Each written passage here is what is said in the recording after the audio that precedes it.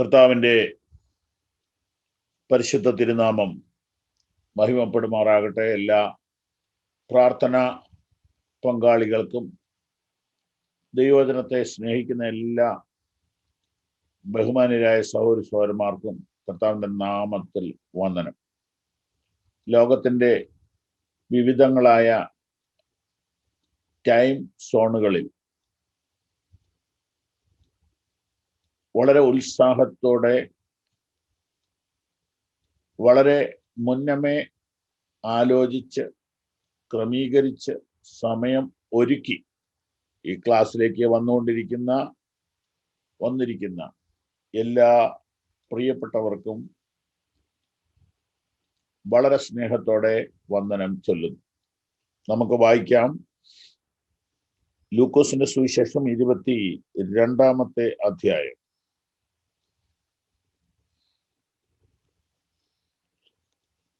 അതിൻ്റെ 54 മുതൽ 62 വരെയുള്ള വാക്യങ്ങൾ പ്രാരംഭത്തിൽ വായിച്ചുകൊണ്ട് ഇന്നത്തെ ക്ലാസ്സിലേക്ക് കടക്കാം. അവർ അവനെ പിടിച്ചു മഹാപുരോഹിതന്റെ വീട്ടിൽ കൊണ്ടുപോയി പത്രോസും അകലം വിട്ട് പിൻചെന്നു. അവർ നടുമുറ്റത്തിന്റെ മധ്യേ തീ കത്തിച്ച് ഒന്നിച്ചിരുന്നപ്പോൾ പത്രോസും അവരുടെ ഇടയിൽ ഇരുന്നു. അവൻ തീവെട്ടത്തിനടുക്കെ ഇരിക്കുന്നത് ഒരു ബാല്യക്കാരത്തി കണ്ട് അവനെ ഉറ്റുനോക്കി. ഇവനും അവനോടുകൂടെ ആയിരുന്നു എന്ന് പറഞ്ഞു. അവനോ, സ്ത്രീയെ, ഞാൻ അവനെ അറിയുന്നില്ല എന്ന് തള്ളി പറഞ്ഞു. കുറഞ്ഞൊന്ന് കഴിഞ്ഞിട്ട് മറ്റൊരുവൻ അവനെ കണ്ടു, നീയും അവരുടെ കൂട്ടത്തിലുള്ളവനെന്ന് പറഞ്ഞു. പത്രോസോ, മനുഷ്യ, ഞാനല്ല എന്ന് പറഞ്ഞു. ഏകദേശം 1 മണി നേരം കഴിഞ്ഞാറെ വേറൊരുവൻ, ഇവനും അവനോടുകൂടെ ആയിരുന്നു, സത്യം, ഇവൻ ഗലീലക്കാരനല്ലോ എന്ന് നിഷ്കർഷിച്ച് പറഞ്ഞു. മനുഷ്യ, നീ പറയുന്നത് എനിക്ക് തിരിയുന്നില്ല എന്ന് പത്രോസ് പറഞ്ഞു. അവൻ സംസാരിക്കുമ്പോൾ തന്നെ പെട്ടെന്ന് കോഴി കൂകി. അപ്പോൾ കർത്താവ് തിരിഞ്ഞ് പത്രോസിനെ ഒന്ന് നോക്കി. ഇന്ന് കോഴി കൂകും മുമ്പേ നീ 3 വട്ടം എന്നെ തള്ളിപ്പറയുമെന്ന് കർത്താവ് തന്നോട് പറഞ്ഞ വാക്ക് പത്രോസ് ഓർത്ത് പുറത്തിറങ്ങി അതിദുഃഖത്തോടെ കരഞ്ഞു. ആമേൻ. പിതാവേ, ഞങ്ങളോട് സംസാരിക്കണമേ. എല്ലാ ഉപകരണങ്ങളെയും, വിശേഷാൽ ഇന്റർനെറ്റിനെ, ഇലക്ട്രിസിറ്റിയെ കർത്താവ് നിയന്ത്രിക്കണമേ. വീടുകളിൽ ഇരുന്ന് കേൾക്കുന്നതിനാൽ അശ്രദ്ധയുണ്ടാക്കുന്ന എല്ലാ സാഹചര്യങ്ങളെയും കർത്താവ് നിയന്ത്രിക്കണമേ. യേശു കർത്താവിന്റെ നാമത്തിൽ തന്നെ ആമേൻ. പത്രോസിന്റെ ജീവിതത്തിലെ പരാജയങ്ങൾ, അബദ്ധങ്ങൾ, അതിൽ നമ്മൾ 6ാമത്തെ വിഷയത്തിലോട്ട് കയറുകയാണ്. തള്ളിപ്പറച്ചിലാണ്. പ്രസിദ്ധമാണ്.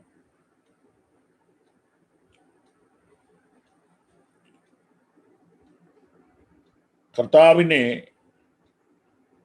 അറിയില്ല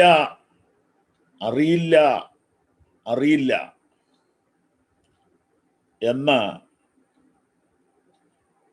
ചില മനുഷ്യരുടെ മുമ്പിൽ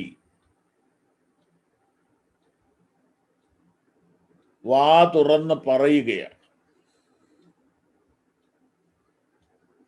എന്തിനാണ് ഇങ്ങനെ പറയുന്നത്?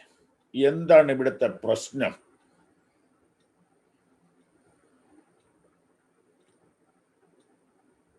നമുക്ക് പല പ്രാവശ്യം വായിച്ചിട്ടുള്ള ഈ വേദഭാഗമാണ്. വാസ്തവത്തിൽ ഇത് ഒഴിവാക്കാമായിരുന്നില്ലേ? ഇതെന്തുകൊണ്ട് സംഭവിച്ചു? അത് കഴിഞ്ഞ ക്ലാസിന്റെ ലാസ്റ്റ് സെഷനിൽ അതുണ്ട്. കർത്താവ് ഇത് മുന്നമേ പ്രവചിച്ചതാണ്, വാൺ ചെയ്തതാണ്. പക്ഷേ ഓവർ കോൺഫിഡൻസ് എന്ന് പറയും. ഇല്ല, എനിക്ക് അങ്ങനെയൊന്നും പറ്റത്തില്ല എന്ന് ഇദ്ദേഹം കർത്താവിനോട് പറയുന്നതാണ്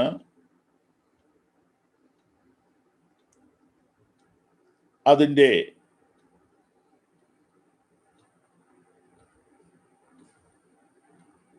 30 മുതലുള്ള വാക്യത്തിൽ നാം കാണുന്നത്. 33-ാം വാക്യം ഇങ്ങനെയാണ്: കർത്താവേ, ഞാൻ നിന്നോടുകൂടെ തടവിലാകുവാനും മരിക്കുവാനും ഒരുക്കമാണ്.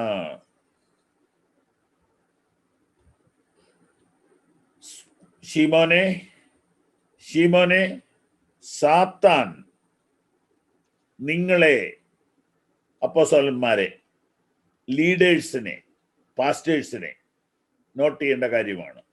സാത്താൻ നിങ്ങളെ. സാത്താൻ പ്രധാനമായും ഉന്നം വെച്ചിരിക്കുന്നത് ഉപദേശിമാരെയാണ്.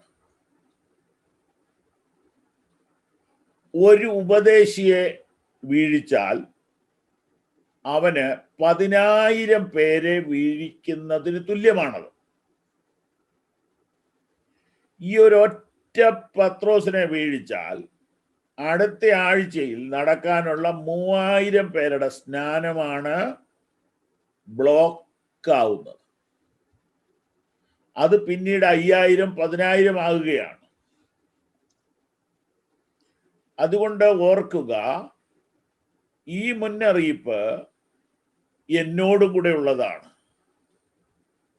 ശീമോനെ, ശീമോനെ, സാത്താൻ നിങ്ങളെ, 22:30, സാത്താൻ നിങ്ങളെ, ഈ 31, ഗോതമ്പ് പോലെ പാറ്റേണ്ടതിന് കൽപ്പന ചോദിച്ചു. നമുക്കറിയാത്ത ആത്മമണ്ഡലത്തിലെ ചില അസാധാരണവും അതുല്യവുമായ ഒരു വെളിപ്പാടാണ് ഇത്. കർത്താവിൻ്റെ പെർമിഷൻ വേണോ? വേണം. അപ്പൊ കർത്താവ് പെർമിഷൻ കൊടുത്തോ? കൊടുത്തില്ല. അതുകൊണ്ട് അവന്റെ പരിശ്രമം വിജയിച്ചില്ല, പിശാചിന്റെ തന്ത്രം വിജയിച്ചില്ല. എന്നാൽ ഇതുപോലെ തന്നെ സാത്താൻ ഇയ്യോബിന്റെ വിഷയത്തിൽ പെർമിഷൻ ചോദിച്ചു. ദൈവം പെർമിഷൻ കൊടുത്തു. പക്ഷേ ഇയ്യോബ് ജയിച്ചു.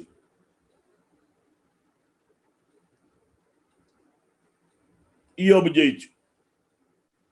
പത്രോസ് ജയിക്കയില്ല എന്ന് കർത്താവിന് അറിയാവുന്നത് കൊണ്ട് പെർമിഷൻ കൊടുത്തില്ല. അവൻ നമ്മുടെ പ്രകൃതി അറിയുന്നു. നമുക്ക് എന്തോരം വിശ്വാസം ഉണ്ടെന്നും നമുക്ക് എത്ര ആഴത്തിൽ വേരോടിയിട്ടുണ്ടെന്നും നമുക്ക് എത്ര കപ്പാസിറ്റി ഉണ്ടെന്നും നമ്മുടെ കർത്താവിന് അറിയാവുന്ന പോലെ ആർക്കറിയാം? അതുകൊണ്ട് കർത്താവ് അവന് വേണ്ടി അപേക്ഷിച്ചു. അപ്പോ നമുക്കും ഇങ്ങനെയൊക്കെ ഉള്ള സാഹചര്യങ്ങൾ എപ്പോഴും പ്രതീക്ഷിക്കാം. പെട്ടെന്നായിരുന്നു ആ സംഭവം വരുന്നത്. നമ്മുടെ കണക്കുകൂട്ടലുകൾക്കപ്പുറത്ത്, നമ്മുടെ ചിന്തയ്ക്കപ്പുറത്ത് ആണ് പോരാട്ടങ്ങൾ വരുന്നത്. നമ്മൾ പ്രതീക്ഷിക്കുന്ന ചില കാര്യങ്ങളുണ്ട്, പക്ഷെ അവിടെ ആയിരിക്കയില്ല അവൻ വല വിരിക്കുന്നത്. നാം പ്രതീക്ഷിക്കാത്ത സ്ഥലത്തും സന്ദർഭത്തിലും സാഹചര്യത്തിലും നാം പ്രതീക്ഷിക്കാത്ത വ്യക്തികളിലൂടെയുമായിരിക്കും പിശാച് അറ്റാക്ക് അഴിച്ചുവിടുന്നത്. പക്ഷേ അത് അറ്റാക്കാണെന്ന് നമുക്ക് മനസ്സിലാകുക പോലുമില്ല.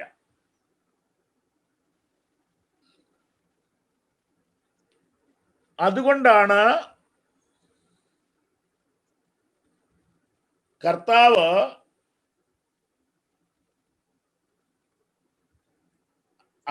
പത്രോസ് തന്റെ ലേഖനത്തിൽ ഈ കാര്യം മെൻഷൻ ചെയ്യുന്നുണ്ട്.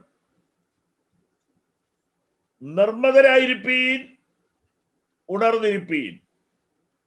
നിങ്ങളുടെ പ്രതിയോഗിയായ പിശാച് ആരെ വിഴുങ്ങേണ്ടു എന്ന് തിരഞ്ഞ് ചുറ്റി നടക്കുകയാണ്.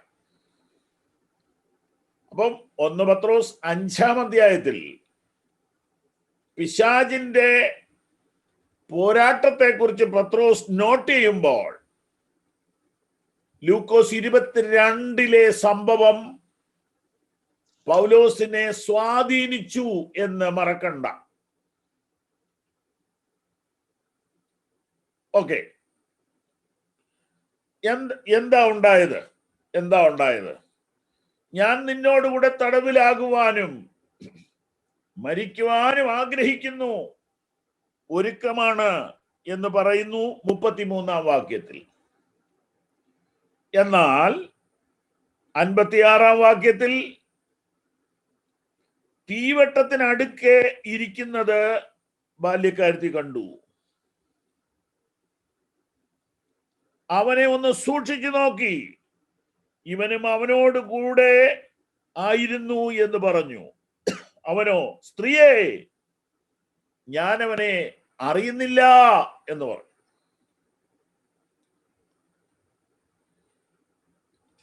ഇതിന്റെ പുറകിൽ പിശാച് കളിക്കുന്നുണ്ടെന്നുള്ള കാര്യം പത്രോസിന് പിടികിട്ടുന്നില്ല. പത്രോസ് ഇപ്പോൾ ഈ ബാല്യക്കാരത്തെയും അവിടെ കൂടിയിരിക്കുന്ന ആൾക്കൂട്ടത്തെയും തീവട്ടത്തെയുമേ കാണുന്നുള്ളൂ. പ്രത്യേകം ഓർക്കുക, നമ്മൾ കാണുന്നതല്ല യഥാർത്ഥ കക്ഷി. നമ്മളെ സഹോദരന്മാർ തമ്മിൽ അഭിപ്രായ വ്യത്യാസം ഉണ്ടാവുമ്പോഴും, കുടുംബത്ത് കലഹം ഉണ്ടാവുമ്പോഴും, ശുശ്രൂഷകന്മാർ തമ്മിൽ ഭിന്നത ഉണ്ടാവുമ്പോഴും പ്രത്യേകം ഓർക്കുക, നമ്മൾ കാണുന്ന ഈ രാജു, തോമസ്, ഏലിയമ്മ, മാത്തുക്കുട്ടി ഇവരല്ല യഥാർത്ഥ കക്ഷി. യഥാർത്ഥ കക്ഷി അണ്ടർഗ്രൗണ്ടിലാണ്. സാത്താൻ ഗോതമ്പ് പോലെ പാറ്റാൻ അനുവാദം ചോദിച്ചു എന്ന് പറഞ്ഞ കാര്യം അന്നേരം അവൻ ഓർത്തില്ല. എന്നാ കുറച്ച് കഴിഞ്ഞപ്പോൾ ഓർത്തു. അപ്പോൾ ഏതൊരു വിഷയത്തിലും നാം ആകുമ്പോൾ, നാം ഒരു കൺഫ്യൂഷനിലാകുമ്പോൾ, നാം ഒരു ടെൻഷനിലാകുമ്പോൾ, നാം ഒന്ന് അസ്വസ്ഥമാകുമ്പോൾ നമ്മൾ ആരാ? നമ്മൾ തിരഞ്ഞെടുക്കപ്പെട്ട ഒരു ജനം, രാജകീയ പുരോഹിത വർഗം. നമ്മളൊരു പ്രതിസന്ധിയിലാവുമ്പോൾ, മാനസികമായി നാം വല്ലാതെ അലട്ടപ്പെടുമ്പോൾ, അസ്വസ്ഥരാകുമ്പോൾ, നമ്മൾ നമ്മുടെ മുമ്പിൽ നിൽക്കുന്ന ആളുകളെ കണ്ടുകൊണ്ട് റിയാക്ട് ചെയ്യരുത്.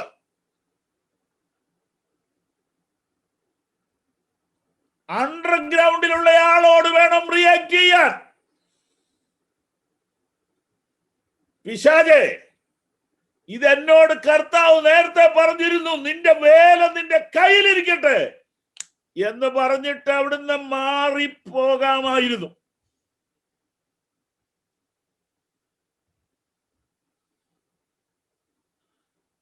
പൗലോസിനെ മുഖസ്തുതി പറഞ്ഞ് പുകഴ്ത്തി ഒരു സ്ത്രീ, നല്ല വാക്കാ പറയുന്നത്. 1-2 പ്രാവശ്യം ഇത് കേട്ടു. പൗലോസിന് മനസ്സിലായി ഇതിന്റെ പിന്നിൽ ഒരാളുണ്ടെന്ന്. അവളുടെ മുഖത്തേക്ക് നോക്കിയിട്ട് പറഞ്ഞു വിട്ടുപോകാൻ. ഓർക്കുക, നല്ലത് പറയുമ്പോഴും ചീത്ത പറയുമ്പോഴും നിന്റെ പുറകിൽ ഒരാൾ ഉണ്ടാകാൻ സാധ്യതയുണ്ട് എന്ന ഓർമ്മ നമ്മളെ എപ്പോഴും സംരക്ഷിക്കട്ടെ. പത്രോസ് ഇപ്പോൾ യേശുവിനെയും കാണുന്നില്ല, പിശാചിനെയും കാണുന്നില്ല. പിന്നെ ആരെ കാണുന്നുള്ളൂ? ഇവിടെ ഇരിക്കുന്ന ആൾക്കാരെ കാണുന്നുള്ളൂ. Price the Lord. എന്നാൽ 61-ാം വാക്യം വന്നപ്പോൾ അവൻ കർത്താവിനെ കണ്ടു. അവൻ കർത്താവിനെ കണ്ടു.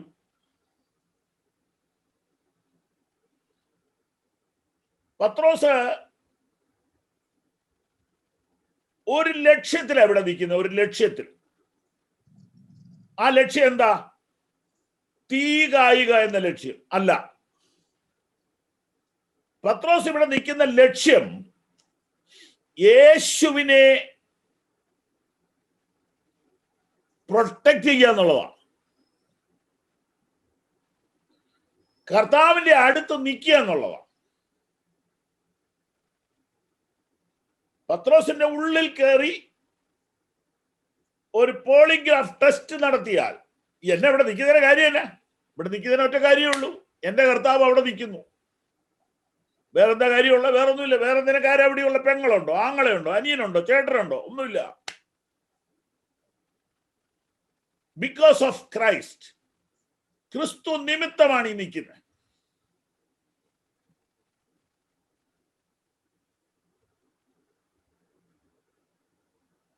മുമ്പോട്ട് പോകുമ്പോൾ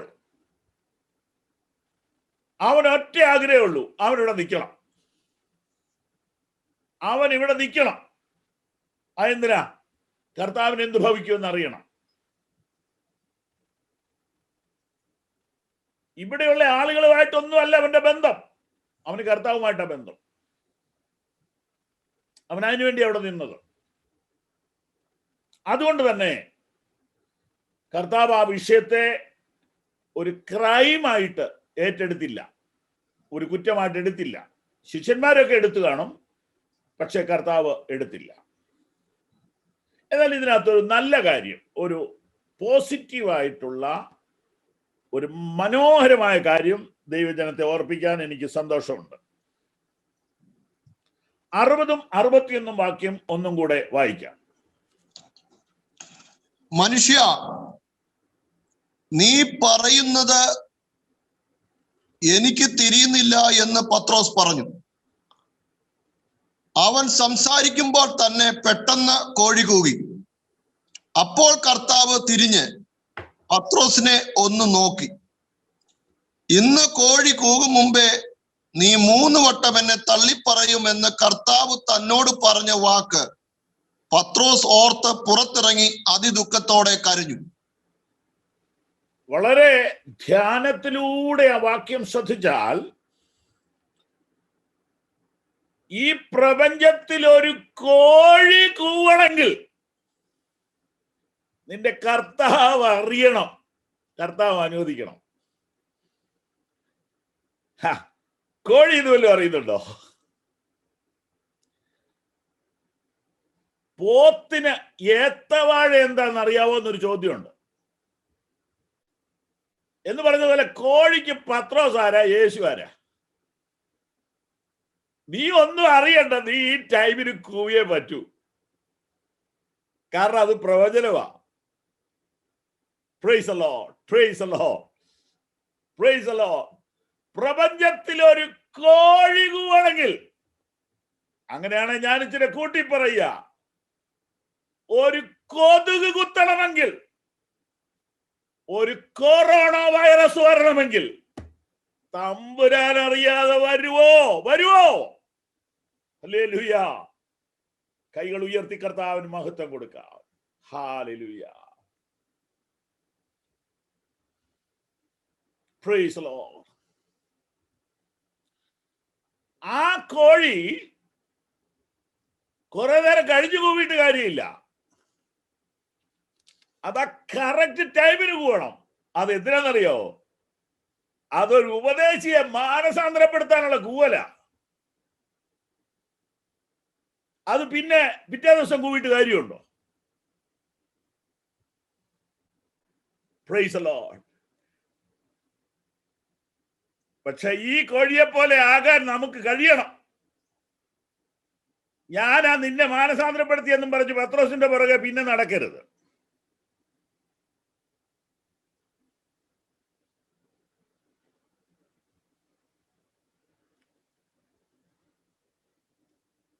ഏലിയാവിനെ ഹെൽപ്പ് ചെയ്തത് ഒരു കാക്കയാ, പത്രോസിനെ ഹെൽപ്പ് ചെയ്തത് ഒരു കോഴിയാ.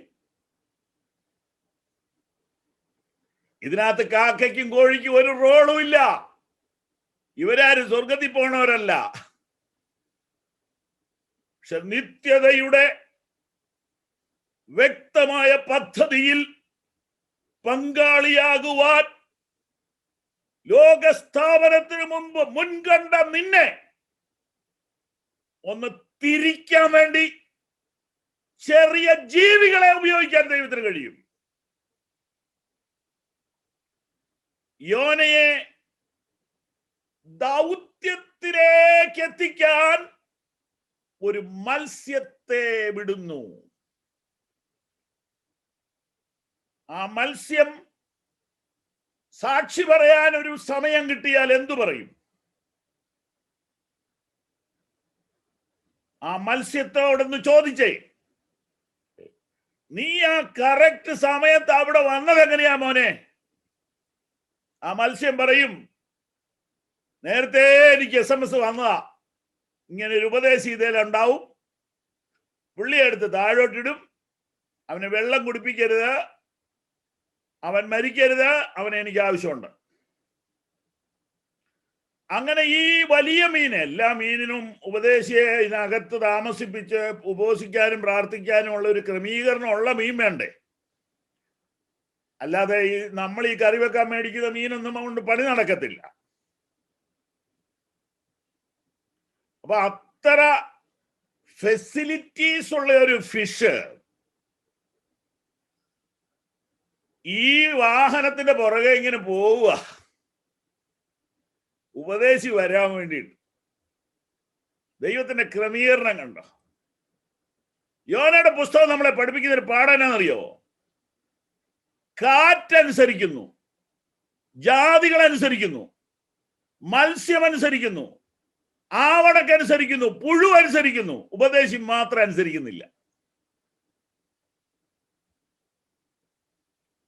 Price the Lord. പക്ഷെ ദൈവത്തിന് ഈ പുഴുവായിട്ടും ആവണക്കുമായിട്ടും മത്സ്യവുമായിട്ടും പിന്നീട് ഒരു ബന്ധവും ഇല്ല, ഒരു കോണ്ടാക്റ്റും ഇല്ല. ദൈവത്തിന് കോണ്ടാക്ട് യോനയോടാണുള്ളത്. ശുശ്രൂഷകന്മാർ അടിവരയിട്ട് കേൾക്കണം ഈ ദൂത്. ദൈവത്തിന് ഈ പ്രപഞ്ചത്തിൽ ഏറ്റവും ഇമ്പോർട്ടന്റ് ആയ ആളുകൾ നിങ്ങളാണ്. ദൈവത്തിന്റെ VIPs ആണ് ഞാനും നിങ്ങളും. ദൈവത്തിന്റെ VIPs. അനേകം ശുശ്രൂഷകന്മാരെ മീറ്റിംഗിൽ ഇരിപ്പുണ്ട്. അതെ, ദൈവത്തിന്റെ VIPs ആണ് നമ്മൾ. Thank you Jesus. യോന മത്സ്യത്തിന്റെ വയറ്റിൽ നിന്ന് പുറത്തു വരുന്നു. ചൂട് കഠിനമായപ്പോൾ ഒരു ആവണക്ക് മുളയ്ക്കുന്നു. പെട്ടെന്ന് ഒരു പുഴു വന്നിട്ട് ആവണക്കിനെ കുത്തുന്നു. ആവണക്ക് ഉണങ്ങുന്നു. യോന ദേഷ്യപ്പെടുന്നു. ദൈവം തമ്പുരാൻ അവിടെ വരുന്നു. വളരെ ശാന്തമായി അവനെ കൗൺസിൽ ചെയ്യുന്നു. മോനെ, എന്നാ നിന്റെ പ്രശ്നം? നിന്റെ പ്രശ്നം ആവണക്കല്ലേ? അതെ. അതെപ്പോഴാ ഉണ്ടായത്? ആരാ ഉണ്ടാക്കിയത്? നീയാണോ? അല്ല. പിന്നെ നീ എന്തിനാ ഇത്ര വിഷമിക്കുന്നേ? അവൻ പറഞ്ഞു, ഞാൻ വിഷമിക്കും, ഞാൻ കോപിക്കും, ജീവപര്യന്തം കോപിക്കും. ടെൻഷൻ വരുമ്പോ എന്തെങ്കിലുമൊക്കെ പറഞ്ഞെന്ന് ഓർത്ത് കർത്താവ് തള്ളിക്കളയൊന്നുമില്ല.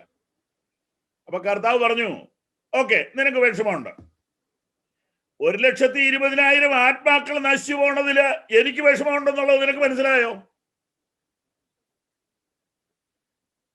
ആ ഒരൊറ്റ കാര്യം അവനെ പഠിപ്പിക്കാൻ വേണ്ടിയാണ് ഈ പാഠങ്ങളിലൊക്കെ ഈ പാതകളിലൂടെയൊക്കെ നടത്തിയത്.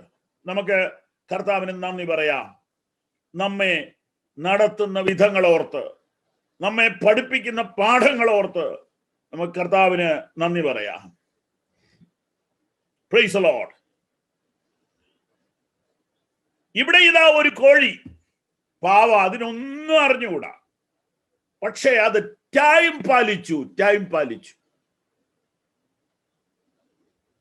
മാത്രമല്ല, അത് സാമാന്യ ഉറക്കെ തന്നെ കൂയി, ഉഴപ്പിയില്ല. കേൾക്കേണ്ട ആള് കേൾക്കണമല്ലോ, അതുപോലെ കൂയി.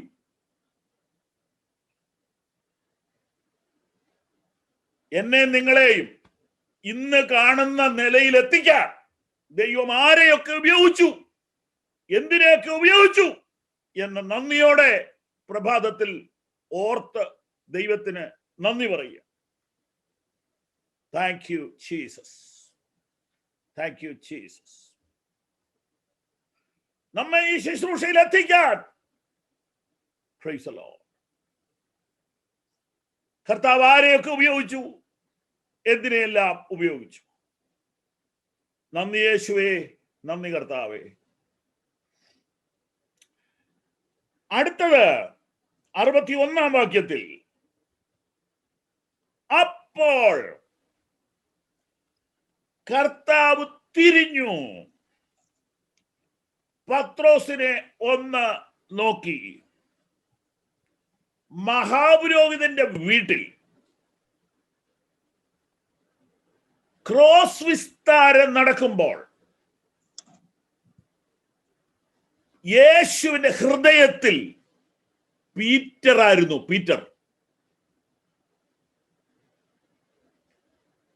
ഒന്നുകൂടെ പറയാം.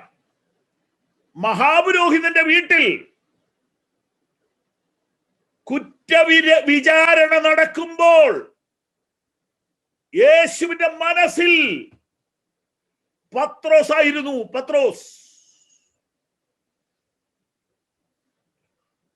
കുരിശിൽ അവൻ തൂങ്ങി ആടുമ്പോൾ അവന്റെ മനസ്സിൽ ഞാനായിരുന്നു, നിങ്ങളായിരുന്നു. തന്റെ മുമ്പിൽ വെച്ചിരുന്ന സന്തോഷമോർത്ത് അവൻ അപമാനം അലക്ഷ്യമാക്കി ക്രൂശിനെ സഹിച്ചു. മഹാപുരോഹിതന്റെ ചോദ്യങ്ങൾക്ക് ഉത്തരം പറയാൻ ചങ്കിടിപ്പോടെ നിൽക്കുന്ന ഒരു സമയമല്ലേ അത്? അല്ല, കർത്താവ് ഇതെല്ലാം മുന്നമേ പ്ലാൻഡ് ആണ്. അവന്റെ മനസ്സിൽ ഞാനായിരുന്നു, നിങ്ങളായിരുന്നു. പത്രോസ് കഠിനമായ പോരാട്ടത്തിലൂടെ കടന്നു പോവുകയാണെന്ന് യേശുവിന് മനസ്സിലായി. ആ കോഴി കൂവിയപ്പോൾ കർത്താവ് പറഞ്ഞ പ്രവചനമല്ലേ, കോഴി കൂവുന്ന സമയത്ത് നീ തള്ളി പറയുമെന്ന്. ആ കോഴി കൂവിയത് യേശു കേട്ടു, പത്രോസും കേട്ടു. ഇവിടെ എന്തെല്ലാം ശബ്ദമുണ്ട്. പക്ഷേ നമ്മളെ ബാധിക്കുന്ന ചില ശബ്ദം ഇതിനിടെ കാണും. അത് കേൾക്കാൻ നമുക്ക് ഒരു കാതുണ്ടാകട്ടെ. Thank you Lord. കർത്താവ് തിരിഞ്ഞ് പത്രോസിനെ ഒന്ന് നോക്കി. കൊച്ചു വാക്യം, മനോഹരമായ വാക്യം.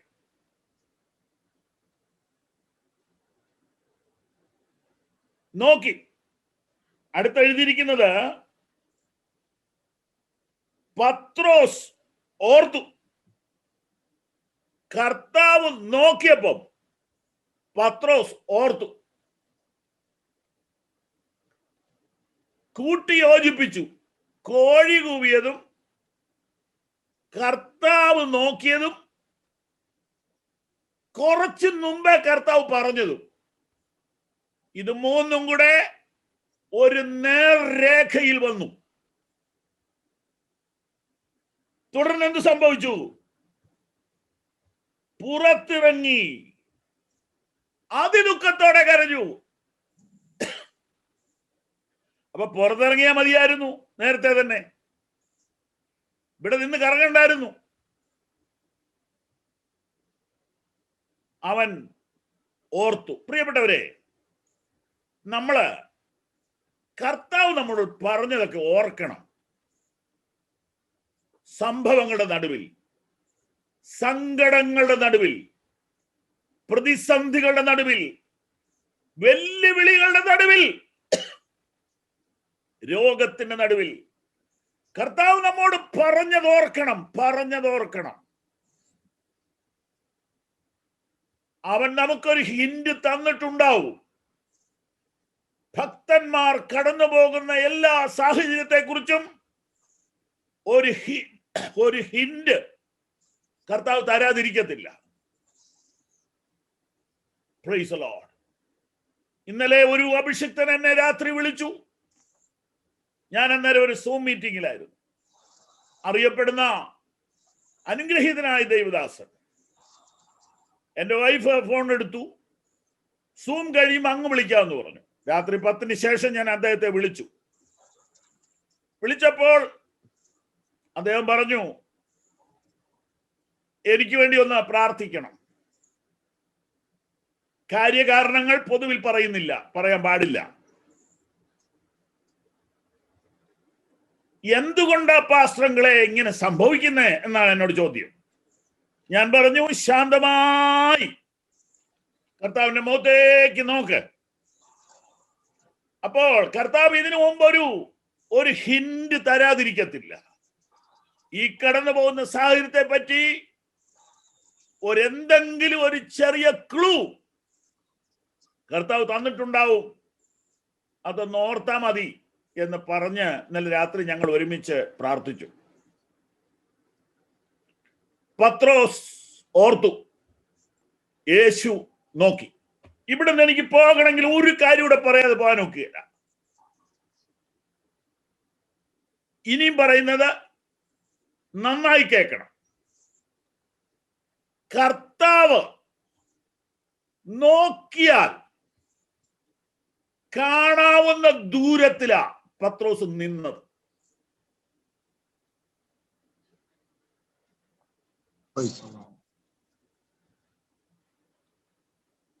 നോക്കിയത് കാണാവുന്ന മാനസികാവസ്ഥയിലാണ് പത്രോസ് നിന്നത്.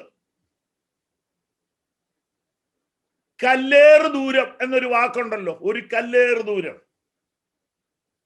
എന്ന് പറഞ്ഞതുപോലെ വാക്കബിൾ ഡിസ്റ്റൻസ്, ഇങ്ങനെയൊക്കെയുള്ള ചില പദപ്രയോഗങ്ങളുണ്ടല്ലോ.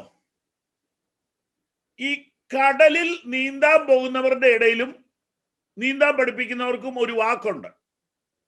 എന്ന് പറഞ്ഞാൽ ടൈം ഓഫ് നോ റിട്ടേൺ, മടങ്ങി വരാൻ പറ്റാത്ത ഒരു സമയത്തേക്ക് പോകരുത്. എന്താ അതിന്റെ അർത്ഥം? ശാന്തമായിട്ട് പറയാം. കടലിലാന്ന് ഓർക്കണം, കടലില. മാക്സിമം ശക്തി ഉപയോഗിച്ച് അങ്ങോട്ട് പോയാൽ തിരിച്ച് ഇങ്ങോട്ടൂടെ വരേണ്ടതല്ലേ പോനെ?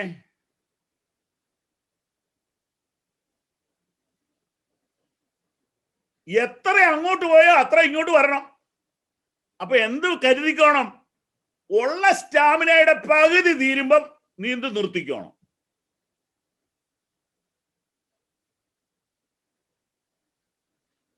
കാരണം തിരിച്ചു വരേണ്ടതാ. Praise the Lord. പത്രോസ് പിന്മാറി തള്ളിപ്പറഞ്ഞു എന്നൊക്കെ പറയുമ്പോഴേ ഹല്ലേലൂയ, നോക്കിയ കാണാവുന്നിടത്ത് അവൻ ഉണ്ടായിരുന്നു. അവൻ യേശുവിൽ നിന്ന് ദൂരെ അല്ലായിരുന്നു. കർത്താവ് ഒന്നും പറഞ്ഞൊന്നുമില്ല, എടാ ദുഷ്ട, നീ എന്തുവാടാ ഈ പറയുന്നതെന്നൊന്നും ചോദിച്ചില്ല. നോക്കിയതേ ഉള്ളൂ. നോക്കിയ കരയാവുന്ന ഒരു ബന്ധം. Hallelujah, hallelujah. മനസ്സിലാകുന്നുണ്ടോ പ്രിയപ്പെട്ടവരെ? മനസ്സിലാകുന്നുണ്ടോ പ്രിയപ്പെട്ടവരെ? കൈകൾ ഉയർത്തി കർത്താവിന് നന്ദി പറഞ്ഞാട്ടെ. നോക്കുമ്പം കരയുന്ന ഒരു ഹൃദയം അല്ലേ? Price the Lord. കർത്താവ് നോക്കി, പത്രോസ് പൊട്ടി പൊട്ടി കരഞ്ഞു, അതിദുഃഖത്തോടെ കരഞ്ഞു. നീ കരഞ്ഞിട്ട് എത്ര നാളായി? കരയാൻ ഒരു സാഹചര്യം വരുന്നെങ്കിൽ നല്ലതാ വിശ്വാസിക്ക്. യിരെമ്യാ പ്രവചനത്തിൽ ഒരു വാക്യമുണ്ട്, നിങ്ങൾക്ക് കരച്ചില് വരുന്നില്ലെങ്കിൽ കൂലിക്കാരെ വരുത്തി കരയിപ്പിക്കാൻ. യിരെമ്യാ 9 കിടപ്പുണ്ട്, സമയം കിട്ടുമ്പോൾ എടുത്ത് വായിച്ചാൽ മതി. എനിക്കത് ആദ്യകാലങ്ങളിൽ മനസ്സിലായില്ല, പിന്നെ പഠിച്ചു. വിലാപക്കാരുത്തികൾ എന്ന് പറയുന്നത് ആ കാലത്തെ ഒരു ജോലിയാ. കസേര, ലൈറ്റ്, മൈക്ക്, പാട്ട്, ഇതൊക്കെ നമ്മൾ റെന്റ് ചെയ്യുമല്ലോ, റെന്റിന് എടുക്കുമല്ലോ. ആ കൂട്ടത്തില് കരച്ചിലുകാരുന്നൊരു ടീമുണ്ട്.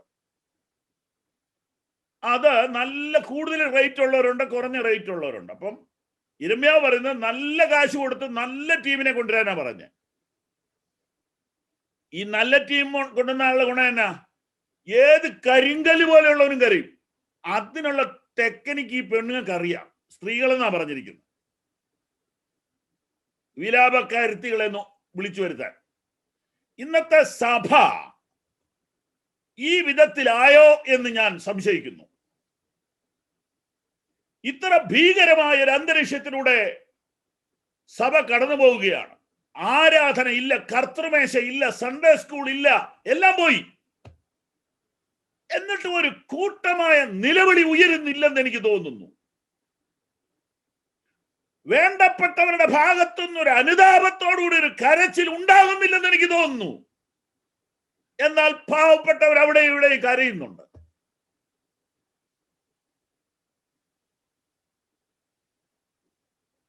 പത്രോസിന് ഉണ്ടായിരുന്ന ഒരു ഗുണം എന്നാണെന്നറിയാവോ?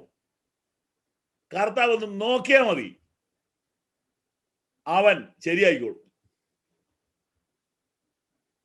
Price the Lord.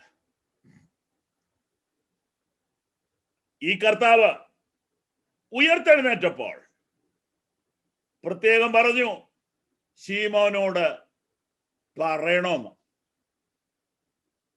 നിങ്ങളത് തപ്പിയെടുത്ത് വായിച്ചോണം. ശീമോനോട് പറയണമെന്ന്. വേറെ ആരുടെ പേര് പറഞ്ഞില്ല. നിങ്ങളൊന്ന് ചിന്തിച്ച് എന്തുകൊണ്ടായിരിക്കുമെന്ന്. ഇതാ കാര്യം. അവൻ കരഞ്ഞുകൊണ്ടിരിക്കുക എന്ന് കർത്താവിന് അറിയാം.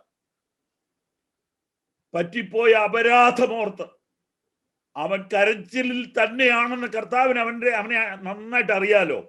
കർത്താവിന് നമ്മളെ അറിയാവുന്ന പോലെ ആർക്കറിയാം? ഭാര്യയ്ക്കും അറിയില്ല, ഭർത്താവിനും അറിയില്ല, കർത്താവിന് അറിയാവുന്ന പോലെ. അതുകൊണ്ട് കർത്താവ് ഉയർത്തെഴുന്നേറ്റപ്പോൾ പറഞ്ഞു, അവനോട് പറയണം കരയണ്ടാന്ന്, ഞാൻ ഉയർത്തെഴുന്നേറ്റിരിക്കുന്നു. Thank you Jesus, thank you Jesus, hallelujah. ജീവിതത്തിൽ പല വീഴ്ചകൾ വന്നിട്ടും ജീവിതത്തിൽ പല വീഴ്ചകൾ വന്നിട്ടും ഒട്ടും നിക്ഷേപിക്കാതെ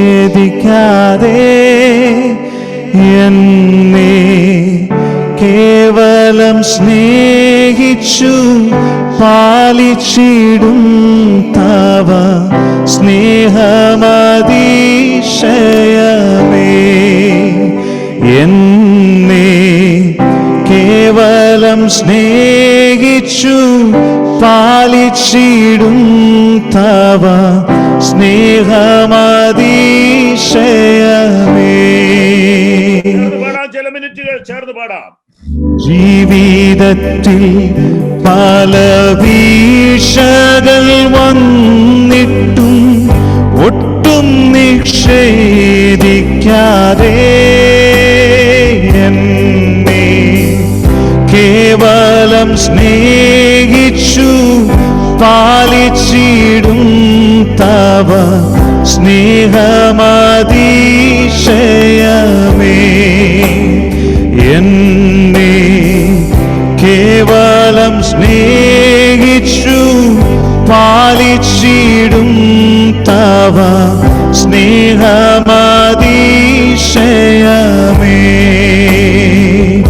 എന്തതിശയമേ ദൈവത്തിൻ സ്നേഹം, എത്ര മനോഹരമേ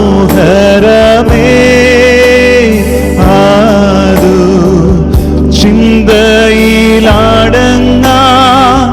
സിന്ധു സമാനമായി സന്തതം കാണുന്നു ഞാൻ. അത് ചിന്തയിലടങ്ങാ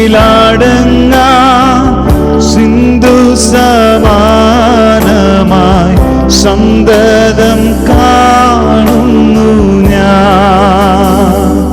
ദൈവമേ നിൻ മഹാസ്നേഹമാതിൻ വീതം ആർക്കു ചിന്തിച്ചറിയാം.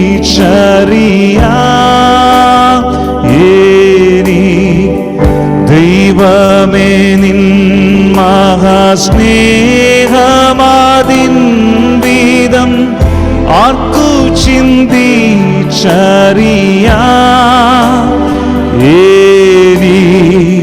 എനിക്കാവതില്ലേ അതിൻ ആഴമളന്നിടാൻ, എത്ര ബഹുലമതോ എനിക്കാവതില്ലേ അതിൻ ആഴമളന്നിടാൻ, എത്ര ബഹുലമതോ.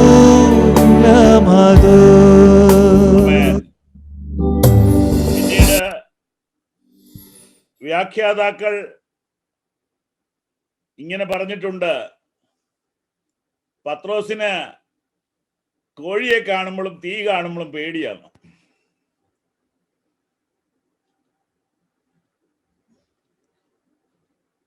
Price the Lord. എവിടെയെങ്കിലും ഒരു തീ കണ്ടാൽ പെട്ടെന്നൊരു ഞെട്ടല്, എവിടെയെങ്കിലും ഒരു കോഴിയെ കണ്ടാൽ ചങ്കിനകത്തൊരു ചെറിയ ഇടിപ്പ്, പഴയ കാര്യം ഓർമ്മ വരും. ഓർക്കുന്നത് നല്ലതാ, കാരണം നമ്മളാരും പെർഫെക്റ്റ് അല്ലല്ലോ. Price the Lord. പക്ഷേ ഈ കോഴിക്ക് പത്രോസിനോടൊരു ദൂതുണ്ട്. പത്രോസേ, യേശു നിന്നോട് പറഞ്ഞതല്ലേ ഈ കാര്യം? അവിടെ കത്തുന്ന തീയില്ലേ, തീയ്, ആ തീക്കും ഒരു മെസ്സേജ് ഉണ്ട്. പത്രോസേ, നിന്നെ കാത്തു മറ്റൊരു തീ നിപ്പുണ്ട്, നിന്നെ കാത്ത മറ്റൊരു തീ നിപ്പുണ്ട്.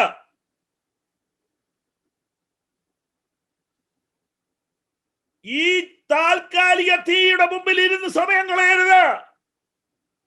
ഇത് ശരീരത്തിന് ചൂട് തരുന്ന തീയാണെങ്കിൽ പതിനായിരങ്ങളെ ആത്മാവിൽ കത്തിക്കുന്ന ഒരു തീ നിന്റെ മേൽ ഇറങ്ങാൻ പോവുകയാണ് അടുത്ത ദിവസത്തിൽ. പെന്തക്കോസ്തിലെ തീ. അതുകൊണ്ട് ഈ ഭൗതിക താൽക്കാലിക തീയുടെ മുമ്പിൽ നിന്റെ സമയം കളയരുത്. നിന്നെ കാത്തു മറ്റൊരു തീയുണ്ട്, മറ്റൊരു തീയുണ്ട്, മറ്റൊരു തീയുണ്ട്. തീയുടെ ശുശ്രൂഷയ്ക്ക് വേണ്ടി വിളിക്കപ്പെട്ടവനെ താൽക്കാലിക തീയിൽ ഒതുക്കാനുള്ള ഒരു പോരായിരുന്നത്. യേശുവിന്റെ നാമത്തിൽ ദൂത് തിരിച്ചറിഞ്ഞ് ദൈവത്തിന് മഹത്വം കൊടുക്കാം. ഹല്ലേലൂയ.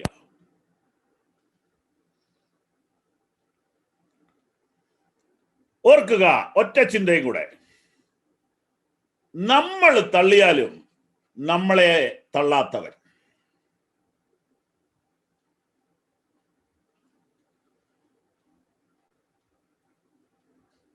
നമ്മൾ തള്ളിയാലും നമ്മളെ തള്ളാത്തവൻ.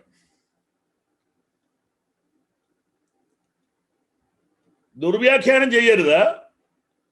നിങ്ങൾ തള്ളിയാലും കർത്താവ് തള്ളുകയില്ല എന്നല്ല ഞാൻ അർത്ഥമാക്കിയത്.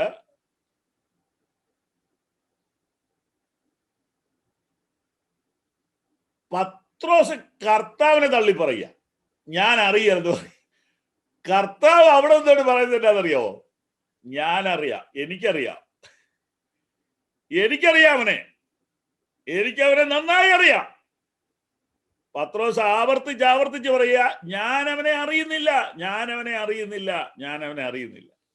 യേശു അവിടെ നിന്നോട് മനസ്സിൽ പറയുക, എനിക്ക് നിന്നെ നന്നായിട്ട് അറിയാം,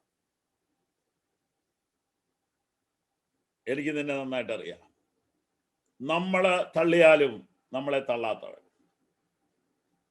കേരളത്തിലെ ഒരു സുവിശേഷകൻ ഈ വേദഭാഗം ധ്യാനിച്ച് ഒരു കവിത എഴുതി. അതെനിക്ക് ഭയങ്കര ഇഷ്ടമാണ്, പക്ഷെ പാടാൻ ഇച്ചിരി ബുദ്ധിമുട്ടാ. തള്ളിപ്പറഞ്ഞപ്പോഴും തള്ളിക്കളഞ്ഞതില്ലെന്നെ നീ, ചൂടുള്ളൊരപ്പമൻ കുളിരിനാ, ചൂടും പകർന്നു തന്നെന്നെ നീ,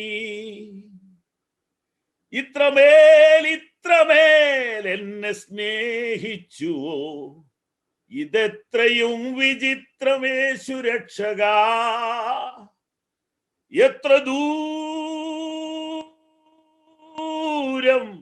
നിന്നെ വിട്ടോടി ഞാൻ, അത്ര നേരം കാത്തു നിന്നെന്നെ നീ, തള്ളിപ്പറഞ്ഞപ്പോഴും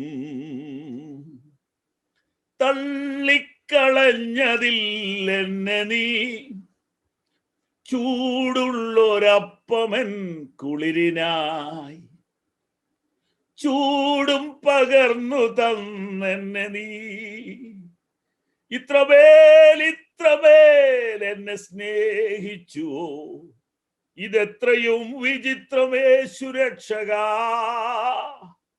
എത്ര ദൂരം നിന്നെ വിട്ടോടി ഞാൻ, അത്ര നേരം കാത്തു നിന്നെന്നെ നീ. ഈ തീയുടെ മുമ്പിൽ വെച്ച് തള്ളിപ്പറഞ്ഞെങ്കിൽ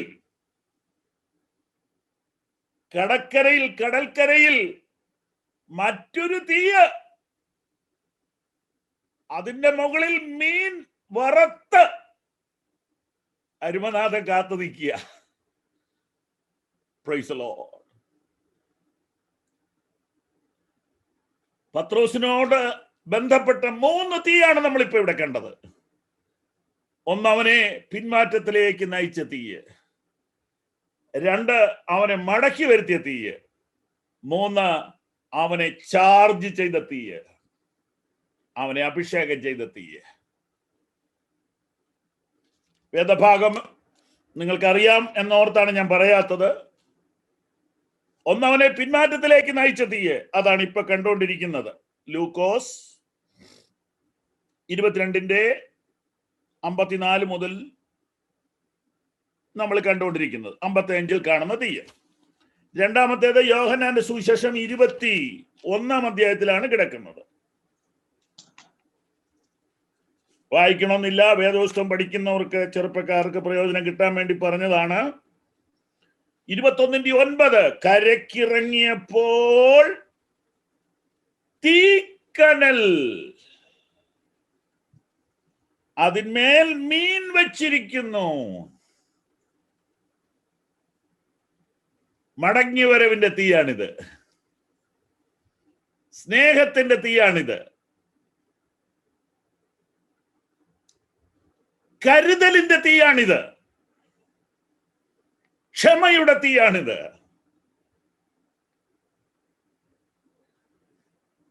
കടലിൽ നിന്ന് കയറി വരുമ്പോ ആദ്യം കണ്ടത് തീക്കനല്.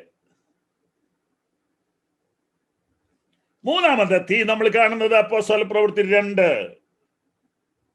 2:3 അഗ്നിജ്വാല പോലെ പിളർന്നിരിക്കുന്ന നാവുകൾ അവർക്ക് പ്രത്യക്ഷമായി. പത്രോസിന്റെ ജീവിതത്തെ സ്വാധീനിച്ച 3 ഫയർ, 3 തീ. നമുക്ക് അവിടെ നിന്ന് മുമ്പോട്ട് പോകാം. ഈ വാക്യം കൂടെ ചേർത്ത് എഴുതിക്കൊള്ളുക. 2 തിമോത്തിയോസ് 2:11.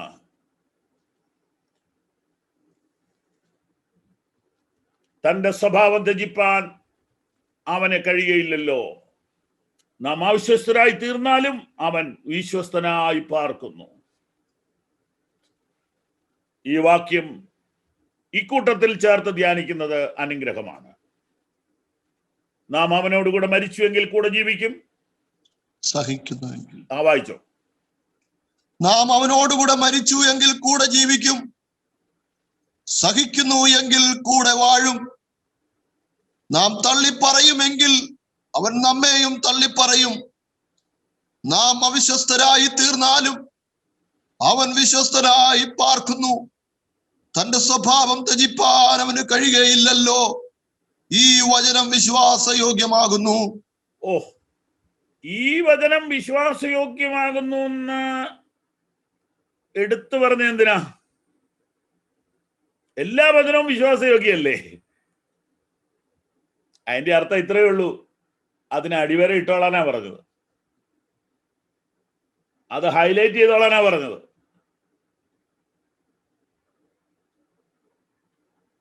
നമ്മൾ അവിശ്വസ്തരായി തീർന്നാലും അവൻ വിശ്വസ്തനായി പാർക്കും. എന്താ കാര്യം? അവന്റെ സ്വഭാവം മാറ്റാനൊക്കെയല്ല, നമ്മുടെ സ്വഭാവം മാറിക്കൊണ്ടേയിരിക്കും. നമ്മൾ തന്നെ ഒന്ന് ഓർത്ത് നോക്കി, എല്ലാ മണിക്കൂറിലും നമ്മുടെ സ്വഭാവം മാറുകയല്ലേ? നമ്മുടെ സ്വഭാവം എന്ന് പറയുന്നത് സാഹചര്യങ്ങൾക്കനുസരിച്ച് മാറിക്കൊണ്ടിരിക്കും. നമ്മളോട് ആളുകൾ ഇടപെടുന്നതനുസരിച്ച് മാറിക്കൊണ്ടിരിക്കും. പക്ഷെ കർത്താവിന്റെ സ്വഭാവം മാറുന്നില്ല. അതാണ് ആ വാക്യത്തിന്റെ ഘനമേറിയ ദൂത്. Price the Lord, praise the Lord, praise the Lord, praise the Lord. ഇവിടെ കൂടെ കറണ്ട് പോക്കും പ്രശ്നങ്ങളൊക്കെ ഉണ്ട്. എങ്കിലും നിങ്ങൾക്ക് ക്ലിയർ ആയിട്ട് കേൾക്കാമെന്ന് ഞാൻ പ്രതീക്ഷിക്കുന്നു. നമ്മൾ 7-ാമത്തെ കുറിപ്പിലേക്ക് പോവുകയാണ്. അതിപ്പോ എടുത്തു വെച്ചിരിക്കുന്ന 21-ാം അധ്യായം തന്നെയാണ്, യോഹന്നാൻ 21. പത്രോസിന്റെ ജീവിതത്തിലെ പരാജയങ്ങൾ അല്ലെങ്കിൽ അബദ്ധങ്ങൾ. 7-ാമത്തെ കുറിപ്പ് അത്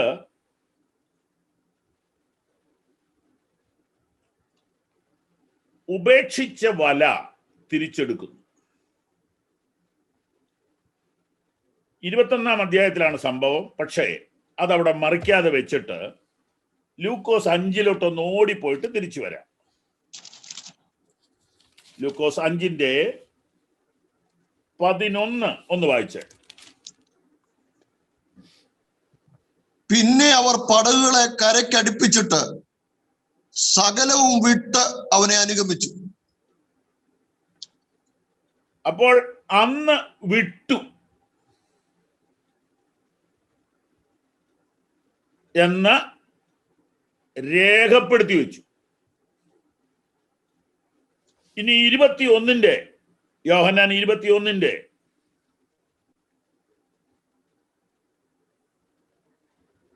3-ാം വാക്യം. ശിമോൻ പത്രോസ് അവരോട്, ഞാൻ മീൻ പിടിപ്പാൻ പോകുന്നു എന്ന് പറഞ്ഞു. അപ്പൊ വല എവിടുന്ന?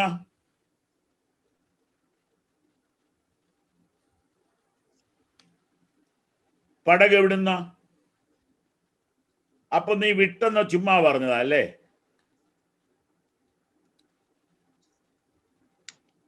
ഒരാൾ എഴുതിയിരിക്കുന്ന എങ്ങനെയാണ്? വിട്ടെന്നേ ഉള്ളൂ, വിറ്റില്ല.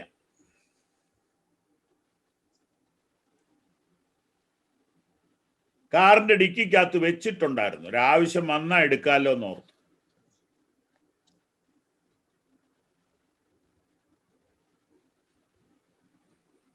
സ്തോത്രം.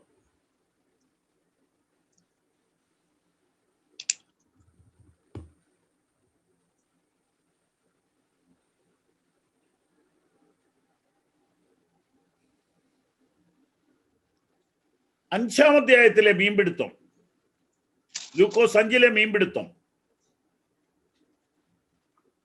പത്രോസിന്റെ ലൈഫിൽ വലിയ മാറ്റം വരുത്തിയതായിരുന്നു.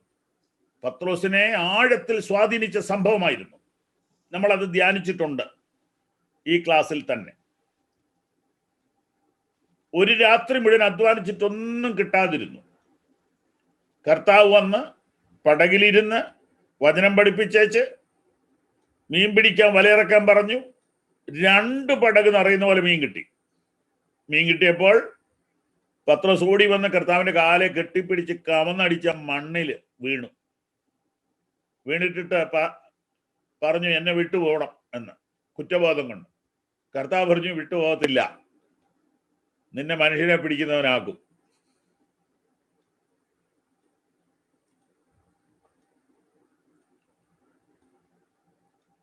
ആ ദൂതിന്റെ മുമ്പിൽ പത്രോസ് സകലവും വിട്ടു. 11-ാം വാക്യം, സകലവും വിട്ടു. സകലവും വിട്ടു, കർത്താവിനെ അനുഗമിച്ചു. പക്ഷേ ഒരു ദുർബല നിമിഷത്തിൽ ഒരു തീരുമാനം അങ്ങ് എടുക്കുക. ആ 3-ാം വാക്യത്തിലെ പ്രസ്താവന, യോഹന്നാൻ 21:3, ഈ മനുഷ്യന്റെ സ്വഭാവം നമുക്ക് മനസ്സിലാക്കാൻ നല്ല എളുപ്പം. ഒരു വലിയ കൂട്ടം ആൾക്കാരെ പിന്മാറ്റത്തിലേക്ക് നയിക്കാൻ പറ്റിയൊരു വാക്കാണ്. ഈ ലീഡർഷിപ്പ് ക്വാളിറ്റി ഉള്ളവർക്ക് ആളുകളെ നന്മയിലേക്കും തിന്മയിലേക്കും നയിക്കാൻ പറ്റും. ലീഡർഷിപ്പ് ക്വാളിറ്റി ഉള്ളവർക്ക് മനുഷ്യരെ നന്മയിലേക്കും തിന്മയിലേക്കും നയിക്കാൻ പറ്റും.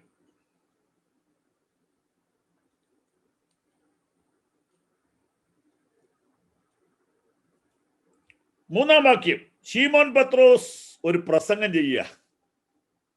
ഞാൻ ഒരു തീരുമാനം എടുത്തിരിക്കുന്നു. എന്താ തീരുമാനം? പഴയ പണിക്ക് പോകാൻ തീരുമാനിച്ചിരിക്കുന്നു.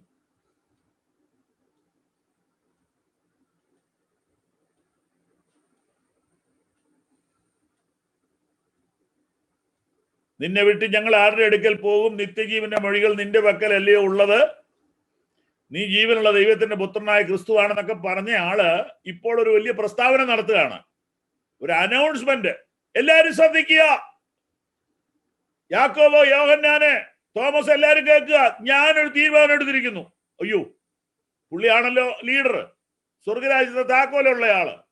അപ്പൊ എല്ലാരും ചെവി ഓർത്തു. കാരണം ഈ ലീഡർഷിപ്പ് ക്വാളിറ്റി എന്ന് പറയുന്ന ഒരു കഴിവാണ്. അങ്ങനെയുള്ളവർ പറഞ്ഞാൽ എല്ലാവരും ശ്രദ്ധിക്കും. ചിലര് പറഞ്ഞാൽ ആളുകൾ അങ്ങ് ബോറടിക്കും, ശ്രദ്ധിക്കത്തില്ല. പക്ഷെ പത്രോസ് എന്നാ പറഞ്ഞാൽ ആളുകൾ കേൾക്കും. പത്രോസ് ഒരു ഒറ്റ പ്രസ്താവന, ഞാനൊരു തീരുമാനം എടുത്തിരിക്കുന്നു. എന്തുവാ? പഴയ പണിക്ക് പോവുക. കേട്ടു നിന്നവരുടെ മറുപടി കേൾക്കണം. ഞങ്ങളും പോരുന്നു. എന്തൊരു ഇൻഫ്ലുവൻസ് അല്ലേ? എന്തൊരു ഇൻഫ്ലുവൻസാ! ഇതാണ് ലീഡർഷിപ്പ് ക്വാളിറ്റി എന്ന് പറയുന്നത്. അത് വിദ്യാഭ്യാസം മാത്രമല്ല, വിദ്യാഭ്യാസം അല്ല വാസ്തവത്തിൽ. ഞങ്ങളും പോരുന്നു. അപ്പോ 11 പേരെയും സ്വാധീനിക്കാൻ കഴിവുള്ള ഒരു മനുഷ്യനാണ് ഇദ്ദേഹം.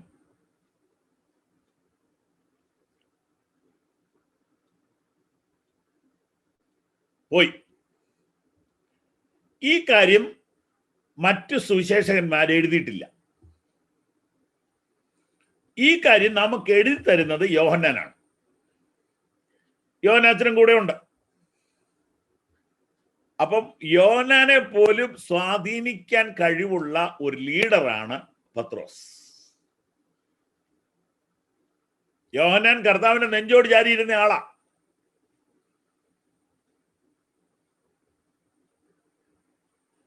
അപ്പൊ ഇദ്ദേഹത്തിന്റെ ആ കഴിവിനെ നമ്മൾ അഭിനന്ദിക്കണം. നമുക്കൊന്നുകൂടി ഒന്ന് ആലോചിച്ചിട്ട് പോരെ, പ്രാർത്ഥിച്ചിട്ട് പോരെ, കർത്താവിനോടൊന്ന് ചോദിക്കാം. ഇതൊന്നും ആരും പറഞ്ഞില്ല. ആ വാക്കിന്റെ ആ ഗാംഭീര്യത്തിന്റെ മുമ്പിൽ എല്ലാരും പറഞ്ഞു പോയേക്കാം. ഓക്കെ, 3-ാം വാക്യത്തിന്റെ ലാസ്റ്റ് വരുമ്പോൾ യോഹന്നാന്റെ പേന കൊണ്ട് യോഹന്നാൻ എഴുതുകയാണ്, ആ രാത്രിയിൽ ഒന്നും പിടിച്ചില്ല. ഇത് എഴുതുന്ന എപ്പോഴാണെന്നറിയാവോ? 35 കൊല്ലം കഴിഞ്ഞിട്ടാ. 35 കൊല്ലം കഴിഞ്ഞിട്ടാ ഇത് എഴുതുന്നത്. അപ്പൊ എഴുതുമ്പോൾ യോഹന്നാൻ പൂർവകാലം ഓർക്കുകയാണ്. ആ രാത്രി, ഏത് രാത്രി? പ്രാർത്ഥിക്കാതെ ഇറങ്ങിപ്പോയ രാത്രി, ഉപേക്ഷിച്ചത് തിരിച്ചെടുത്ത രാത്രി,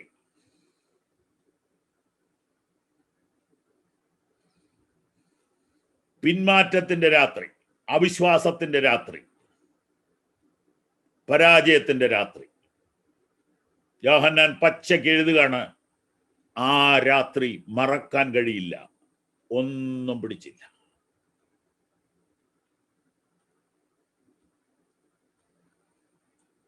പുലർച്ചെയായപ്പോൾ യേശു കരയിൽ നിന്നിരുന്നു.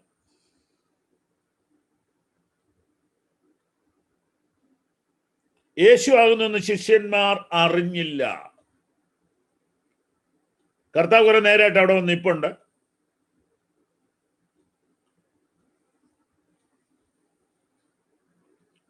അപ്പൊ കർത്താവിന്റെ മനസ്സിൽ ഇവരാ, കർത്താവിന്റെ മനസ്സിൽ ഇവരാണ്. ദൗത്യമേൽപ്പിച്ചവരെ മറക്കത്തില്ല, ഉപേക്ഷിക്കത്തില്ല. കുറവുകൾ വന്നാൽ ഉടനെ പേര് വെട്ടിയിട്ട് വേറെ ആളെ നിയമിക്കലല്ല. കുറവുകൾ വന്നാൽ പരിഹരിച്ച് പിന്നെ മുന്നോട്ട് കൊണ്ടുപോവുക. ഇതാണ് ക്രിസ്തീയ മാർഗം. ഇവരിങ്ങനെ പ്രാർത്ഥിക്കുകയൊന്നും ചെയ്യാതെ പഴയ ജോലിക്ക് പോയപ്പോൾ കർത്താവ് എന്ത് ചെയ്തു? പുറകെ ചെന്നു. പുറകെ ചെന്നിട്ട് എന്ത് ചെയ്തു? ആ കരയ്ക്ക് ഇങ്ങനെ നിന്നു. ഇവര് വരുന്നവരെ ഇവര് രാത്രിയിൽ ഒന്നും പിടിച്ചില്ല. ഓരോ വലയും വലിക്കുമ്പോൾ ഈ ബാല്യക്കാരത്തിയുടെ മുമ്പിൽ വെച്ച് പ്രാഗിയവര് ഇപ്പൊ എന്നൊക്കെ ആയിരിക്കും പറയുക? പ്രൈസ് ദി ലോർഡ്, ഗ്ലോറി എന്നൊക്കെയാണോ പറയുന്നത്? അങ്ങനെയൊന്നും ആയിരിക്കുകയല്ല. എന്തൊക്കെയോ പറയുക. കർത്താവ് കരയ്ക്ക് നിപ്പുണ്ട്, പക്ഷെ അറിയുന്നില്ല.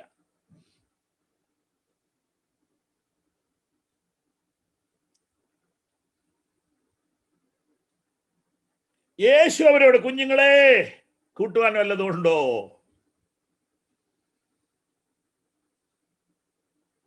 ഇല്ല എന്നുത്തരം പറഞ്ഞു. പടകിന്റെ വലത്ത് ഭാഗത്ത് വല വീശുവിൻ, എന്നാൽ നിങ്ങൾക്ക് കിട്ടും എന്ന് അവൻ അവരോട് പറഞ്ഞു. അവർ വീശി, മീനിന്റെ പെരുപ്പം ഹേതുവായി ഇത് വലിപ്പാൻ കഴിഞ്ഞില്ല. 7-ാം വാക്യം. യേശു സ്നേഹിച്ച ശിഷ്യൻ പത്രോസിനോട്, അതാരാ? യോഹന്നാൻ. ഞാൻ പത്രോസിനോട് എന്നാണ് എഴുതേണ്ടത്. അത് എഴുതാനുള്ള മടി കാരണം യേശു സ്നേഹിച്ച ശിഷ്യൻ പത്രോസിനോട്, യോഹന്നാൻ പത്രോസിനോട്. അത് കർത്താവാകുന്നു എന്ന് പറഞ്ഞു. ഒരു ചോദ്യം. യേശുവിനെ ആദ്യം തിരിച്ചറിഞ്ഞത് ആരാ? യോഹന്നാൻ. ഇതാണ് ഇന്റിമസി എന്ന് പറയുന്നത്, അടുപ്പം. നെഞ്ചോട് ചാരിയിരുന്നയാള് പെട്ടെന്ന് മനസ്സിലാക്കി, പണി പാളി, ഇത് കർത്താവാണ്. ഒട്ടനെ എന്താ സംഭവിച്ചെന്ന് നോക്കണേ. വാക്യം 7 നോക്കൂ. അത് കർത്താവാകുന്നു എന്ന് ശീമോൻ പത്രോസ് കേട്ടപ്പോൾ താൻ നഗ്നനാണെന്നുള്ളത് അപ്പോഴാ ഓർത്തത്.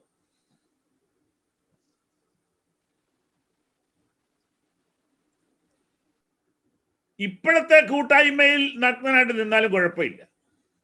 കാരണം ആ കൂട്ടായ്മ അങ്ങനെയുള്ള കൂട്ടായ്മയാണ്. കാരണം അവിടെ എല്ലാവരും ഒക്കെ ഏകദേശം ആ കോലത്തിലാണ്. പക്ഷെ യേശു ഉണ്ടെങ്കിൽ ഈ കോലത്തിൽ നിൽക്കാൻ പറ്റില്ല. ഉടനെ എടുത്ത് ചാടി വെള്ളത്തിലാവുമ്പോ പിന്നെ ഉടുത്തിട്ടുണ്ടോ ഇല്ലയോ എന്ന് അറിയാൻ മേലില്ല. വെള്ളമുള്ളത് ഒരാശ്വാസം.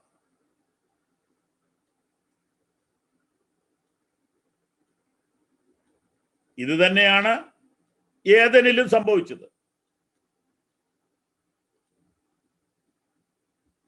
ഇലകൾ പറിച്ച് നാണം മറച്ചു.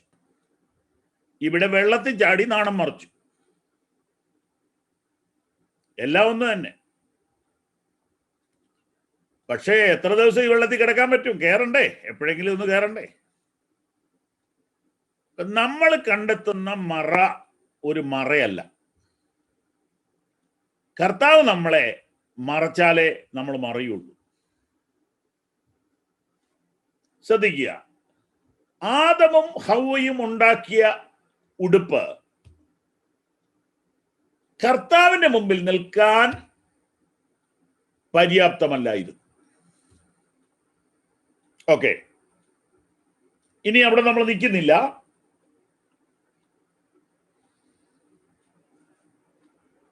മുമ്പ് നമ്മൾ കണ്ടതാണ്,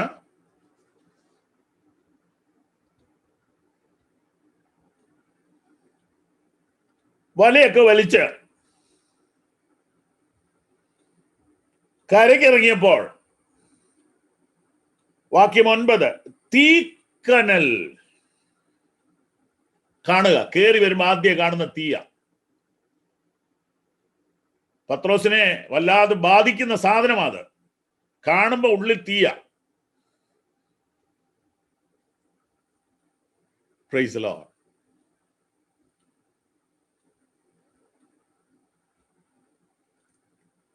ഇതിനു മുമ്പ് ഒരു തീയുടെ അടുക്ക വെച്ചാണ് പിന്മാറ്റം ആരംഭിച്ചത്. കയറി വരുമ്പോ പിന്നെയും തീയാ കാണുന്നത്. എന്റെ ദൈവമേ, എവിടെ ചെന്നാലും ഇതേ ഉള്ളല്ലോ. കർത്താവിന്റെ മറുപടി, ഈ തീയ് നിന്നെ തകർക്കാനല്ല, ഈ തീ നിന്നെ മടക്കി വരുത്താനാണ്.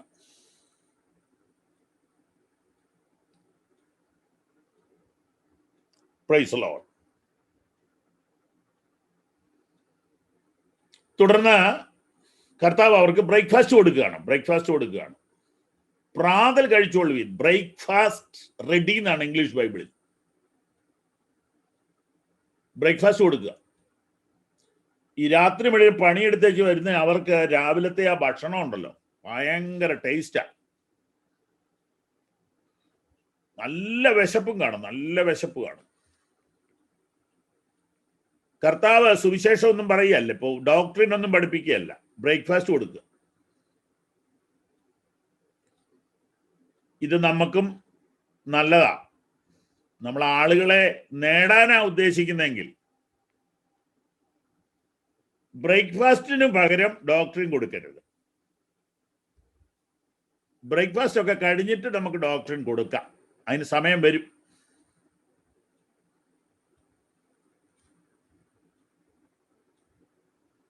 ആളറിഞ്ഞ് വിളമ്പണം, ആളറിഞ്ഞ് ചികിത്സിക്കണം. ഇപ്പോഴത്തെ ഡോക്ടർമാര് രോഗത്തിനാ ചികിത്സിക്കുന്നത്. എന്നാൽ നേരത്തെയൊക്കെയുള്ള ഡോക്ടർമാര് രോഗിയെയാ ചികിത്സിക്കുന്നത്.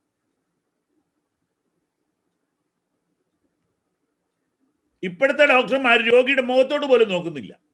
നമ്മൾ പറഞ്ഞുകൊണ്ടിരിക്കും, അവരെഴുതിക്കൊണ്ടിരിക്കും. അവരൊരു കടലാസ് തന്നു വിടും. അവരാ രോഗത്തെയാ നോക്കുന്നത്. എന്നാൽ എക്സ്പീരിയൻസ്ഡ് ആയിട്ടുള്ള ഡോക്ടർമാര് രോഗിയുടെ മുഖത്തോട്ടാണ് നോക്കുന്നത്. സംഭാഷണത്തിൽ നിന്നും ഇരിപ്പിൽ നിന്നും കാര്യം മനസ്സിലാക്കിയിട്ടാണ് ചികിത്സിക്കുന്നത്. ആ വ്യക്തിയെയാണ് അവർ ചികിത്സിക്കുന്നത്.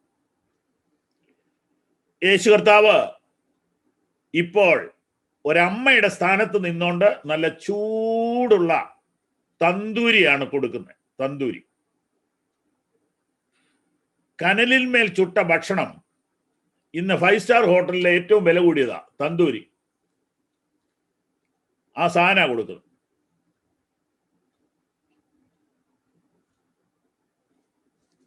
കർത്താവ് തന്നെയാ വിളമ്പിയത്. വന്ന് പ്രാതൽ കഴിച്ചൊള്ളുവീൻ എന്ന് പറഞ്ഞു. ഇനി 13-ാമത്തെ വാക്യത്തിലോട്ട് നോക്കി. യേശു വന്ന് അപ്പമെടുത്ത് കൊടുത്തു.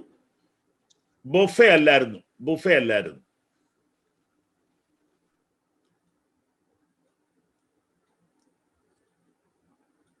അമ്മ നിന്ന് വിളമ്പി കൊടുക്കുന്ന പോലെ കർത്താവ് വിളമ്പി കൊടുക്കുക.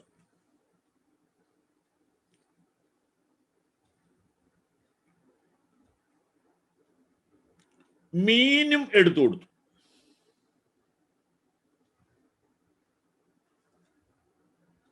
പിന്നെയും കൊടുത്തു. വയറ് നിറയുന്നവരെ കൊടുത്തു. ഒരു ഉപദേശവും പറഞ്ഞില്ല. ഉപദേശം കൂടുതലായാൽ ആളുകൾക്ക് ഇഷ്ടമല്ല. എന്നാൽ സ്നേഹം കൂടുതലായാലും കുഴപ്പമില്ല. അങ്ങനെ വയറൊക്കെ നിറഞ്ഞു. 15-ാം വാക്യം. പ്രാതൽ കഴിച്ച ശേഷം ശീമോൻ പത്രോസിനോട്, ആ പ്രാതൽ കഴിക്കുന്നത് വരെ പറയാതെ വെച്ചിരുന്ന കാര്യം കഴിച്ച് കഴിഞ്ഞപ്പോ അങ്ങ് പറയുക. 15-ാം വാക്യം ഒന്ന് വായിക്കാമോ? അവർ പ്രാതൽ കഴിച്ച ശേഷം യേശു ശിമോൻ പത്രോസിനോട്, യോഹന്നാന്റെ മകനായ ശിമോനെ, നീ ഇവരിൽ അധികമായി എന്നെ സ്നേഹിക്കുന്നുവോ എന്ന് ചോദിച്ചു. മതി. ഈ ഭാഗമൊക്കെ കൂടെ നമ്മൾ വായിക്കുന്ന ആയതുകൊണ്ട് ആവർത്തിക്കുന്നില്ല. എന്റെ സംശയം അല്ലെങ്കിൽ എന്റെ ചോദ്യം, കർത്താവ് ഈ ചോദ്യം കുറെ നേരമായിട്ട് ചോദിക്കാൻ മനസ്സിൽ കരുതിയിട്ടുണ്ട്. എന്നാൽ കഴിച്ചു കഴിഞ്ഞിട്ട് ചോദിക്കാന്ന് ഓർത്തിട്ടാണ് ചോദിക്കാഞ്ഞത്. ക്ഷീണമൊക്കെ ഒന്ന് മാറി ഒരു ഏമ്പൊക്കെ വിട്ട് മുഖമൊക്കെ കഴുകി നല്ല ക്ലീൻ ആയപ്പോ അടുത്ത് ചെന്ന് തോളയിൽ ഇങ്ങനെ കൈ വെച്ചിട്ട് കണ്ണിലേക്ക് നോക്കിയിട്ടൊരു ചോദ്യം, നീ എന്നെ സ്നേഹിക്കുന്നുണ്ടോ? നിങ്ങൾ പറ. ഒരു കത്തി എടുത്ത് ചങ്കിന് കുത്തുന്ന പോലെ ഒരു ചോദ്യമല്ലേ അത്?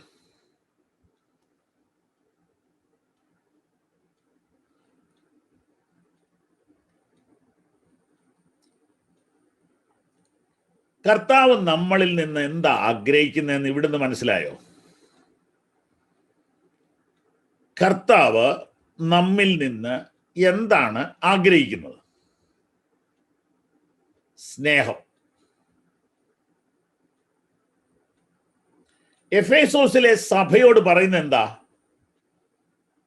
നിനക്ക് ഒത്തിരി ആക്ടിവിറ്റീസ് ഉണ്ട്, പക്ഷേ സ്നേഹമില്ല.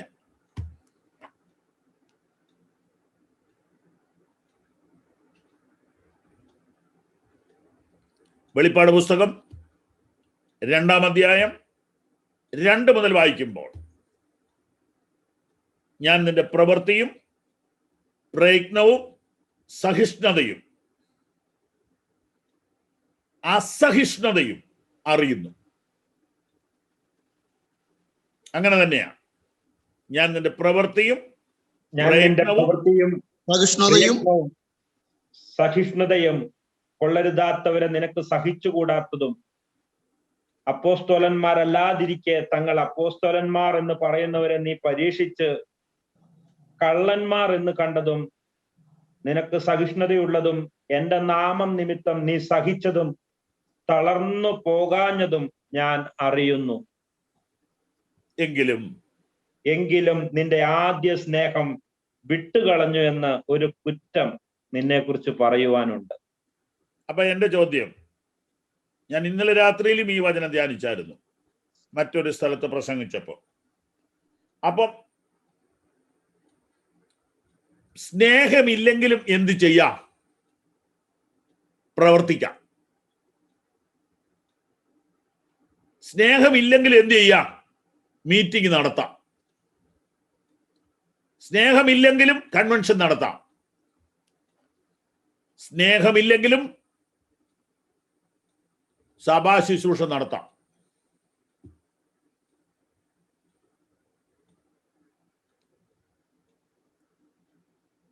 അപ്പൊ ഈ ചർച്ചിനെ നോക്കിയാൽ ഇതൊരു നല്ല ചർച്ച.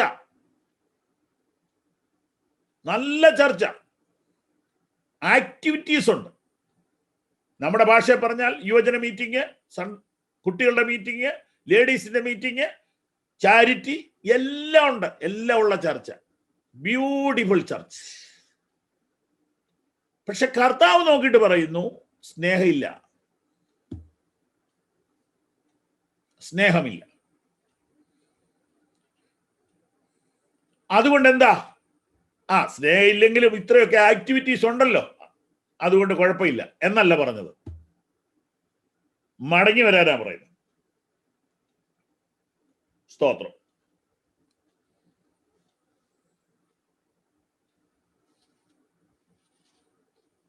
മടങ്ങി വരിക. 6-ാം വാക്യം വായിച്ചാട്ട്.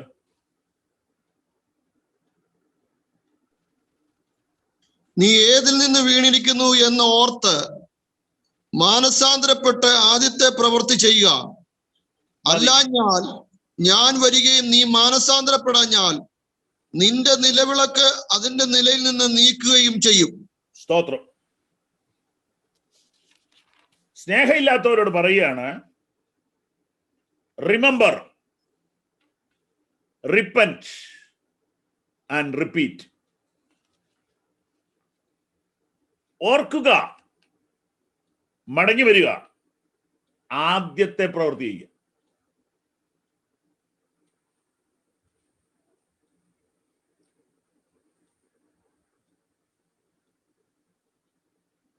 ഇന്ന് പ്രഭാതത്തിൽ ഈ ക്ലാസിന്റെ ഒടുവിലേക്ക് വരുമ്പോൾ ദൈവജനത്തെ വളരെ സ്നേഹത്തോടെ ഓർപ്പിക്കുകയാണ്. സ്നേഹമാണ് കർത്താവ് നോക്കുന്നത്. നമ്മൾ ചെയ്യുന്ന എല്ലാ വർക്കിൻ്റെയും പിന്നിലത്തെ ഡ്രൈവിംഗ് ഫോഴ്സ്, ചെയ്യിപ്പിക്കുന്ന ഘടകം സ്നേഹം ആകണം. സ്നേഹത്തിലൂടെ എല്ലാം കാണുവാൻ. പിന്നെ പാടാം നമുക്ക്. നമ്മള് കൈകൊണ്ടല്ല ചെയ്യേണ്ടത്, ചങ്കുകൊണ്ട് ചെയ്യണം.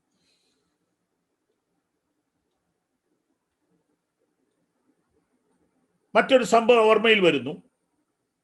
ശിമോന്റെ വീട്ടിൽ യേശു ഭക്ഷണത്തിന് ഇരിക്കുന്നു. ശിമോന് ഒത്തിരി ഐറ്റംസ് അവിടെ ഉണ്ടാക്കി. ലൂക്കോസ് 7:35 മുതൽ വായിക്കണ്ട. അവൻ ചെയ്തതെല്ലാം കാശുണ്ടെങ്കിൽ ചെയ്യാം, ആർക്കും ചെയ്യാം. മനസ്സിലായോ? ഒന്നുകൂടെ പറയാം. ശീമോൻ ചെയ്തതൊക്കെ വലിയ കാര്യങ്ങളാ. അത് കാശുണ്ടെങ്കിൽ ആർക്കും ചെയ്യാം. എന്നാൽ പാപിനിയായ ഒരു സ്ത്രീ ആ വീട്ടിൽ വന്നു. അവൾ ചെയ്തത് കാശുണ്ടെങ്കിൽ ചെയ്യാൻ പറ്റുന്ന കാര്യമല്ല, ചങ്കുണ്ടെങ്കിലേ ചെയ്യാൻ പറ്റുള്ളൂ. മനസ്സിലായോ? അവൾ എന്താ ചെയ്തേ? അവൾ കാശൊന്നും കൊണ്ടുവന്നിട്ടില്ല, സ്വത്രാഴ്ചയൊന്നും കൊണ്ടുവന്നിട്ടില്ല, അവൾ ഒന്നും ചെയ്തില്ല. അവൾ എന്താ ചെയ്തേ? അവൾ കരഞ്ഞു. അതിങ്ങനെ ചുമ്മാ കരയൊന്നുമല്ല. അവൾ ആ സ്നേഹത്തിൽ നിന്ന് കർത്താവിന്റെ കാൽക്കൽ ഇരുന്ന് കരഞ്ഞു. കാല് നനച്ചെന്നാ എഴുതിയിരിക്കുന്നത്. കാല് നനച്ചു. അപ്പൊ പെട്ടെന്ന് അയ്യോ സോറി, അങ്ങനെ പറ്റിയല്ലോ, തലമുടി കൊണ്ട് തുടച്ചു. തൈലം കയ്യിലുണ്ടായിരുന്നു, പൂശി. ഇത് ചെയ്യണമെങ്കിൽ കാശ് പോരാ, ഹൃദയം വേണം, സ്നേഹം വേണം. ശീമോൻ ചെയ്തത് ചെയ്യാൻ സ്നേഹം വേണ്ട, പൈസ മതി.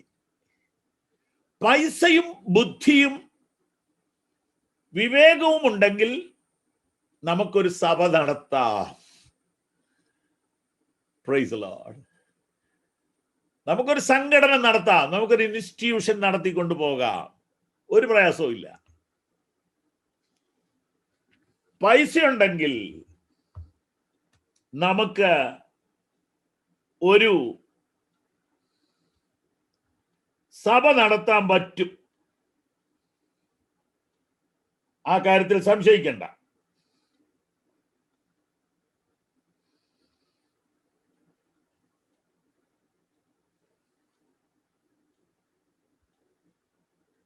നമ്മള് വെളിപ്പാട് പുസ്തകത്തിൽ വായിച്ച വാക്ക് ഞാൻ ഇംഗ്ലീഷ് വായിക്കട്ടെ.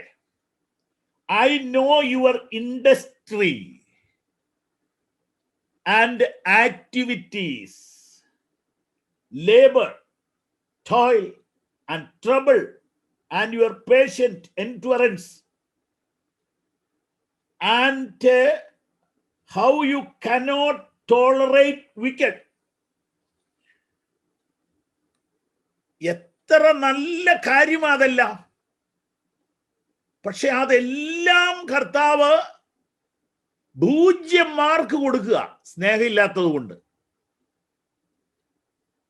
അപ്പൊ സ്നേഹമില്ലാതെ നമുക്ക് സഭ നടത്താം, സ്നേഹമില്ലാതെ നമുക്ക് പ്രസംഗിക്കാം.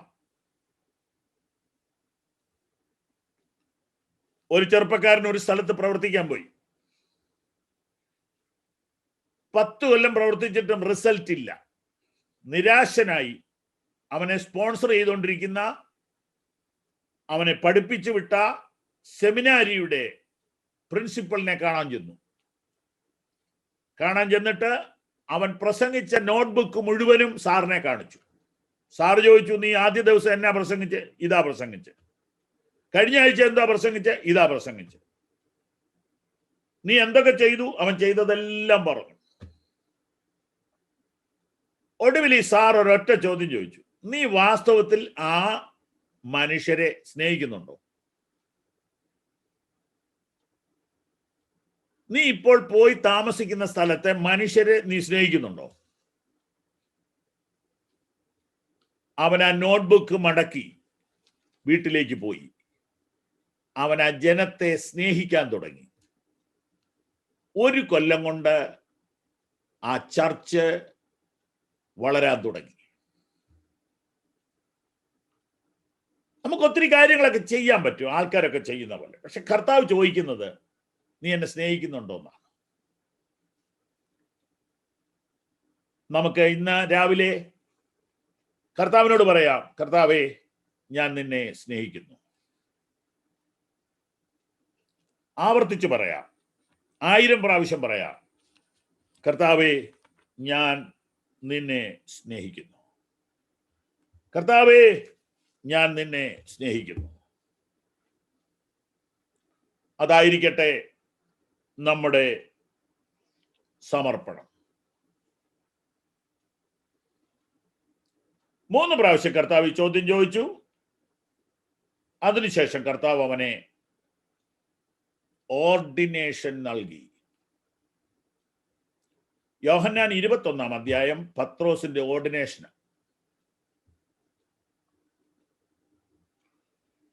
ലൂക്കോസ് 5-ാം അധ്യായം പത്രോസിനെ ഇവാഞ്ചലിസ്റ്റ് ആയിട്ട് നിയമിച്ചു. യോഹന്നാൻ 21-ാം അധ്യായത്തിൽ പത്രോസിനെ പാസ്റ്ററായിട്ട് നിയമിച്ചു.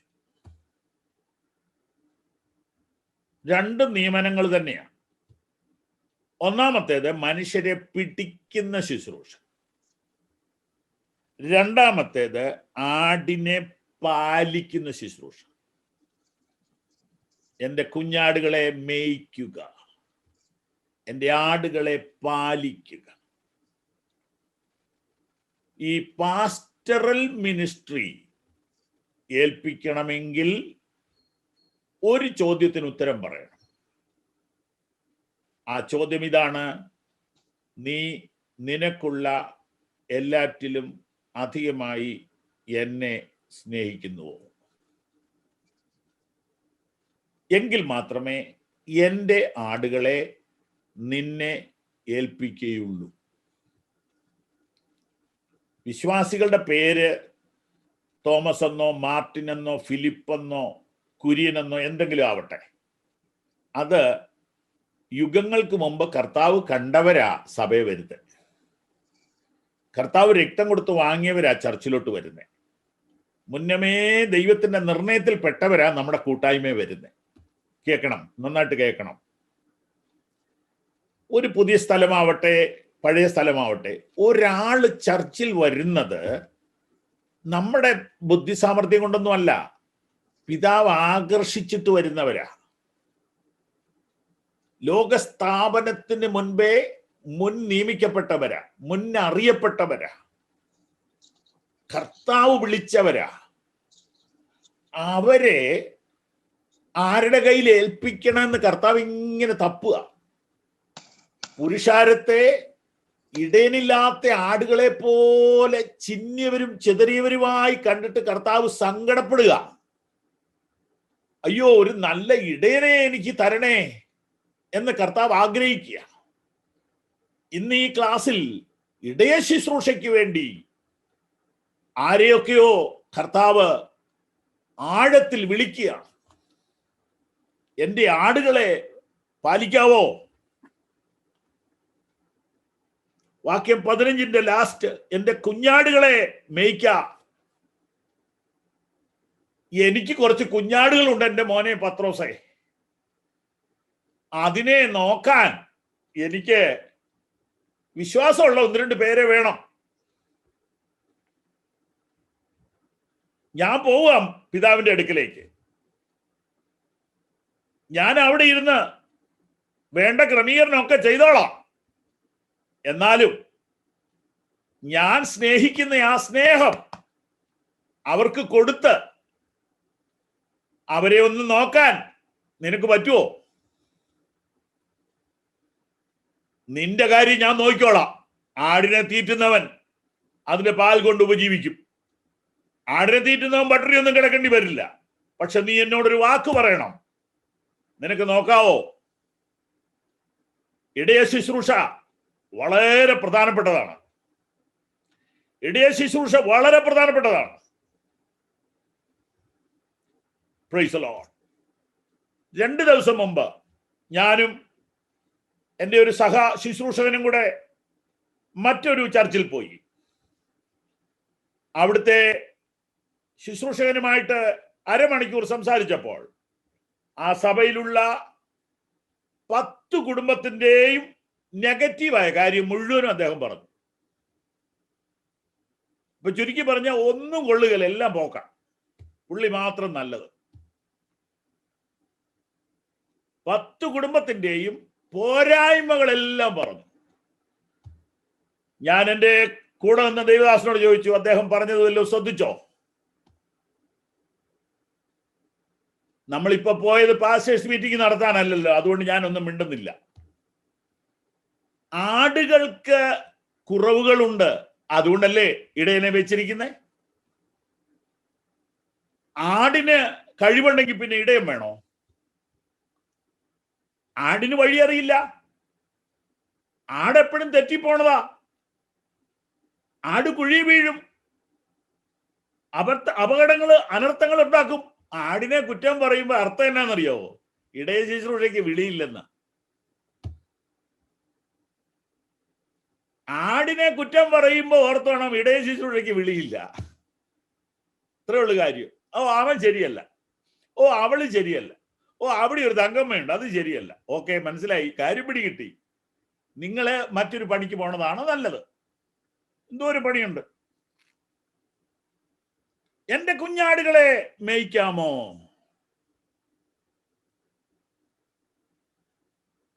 പതിനാറാം വാക്യത്തിന്റെ ലാസ്റ്റ്, എന്റെ ആടുകളെ പാലിക്കാമോ?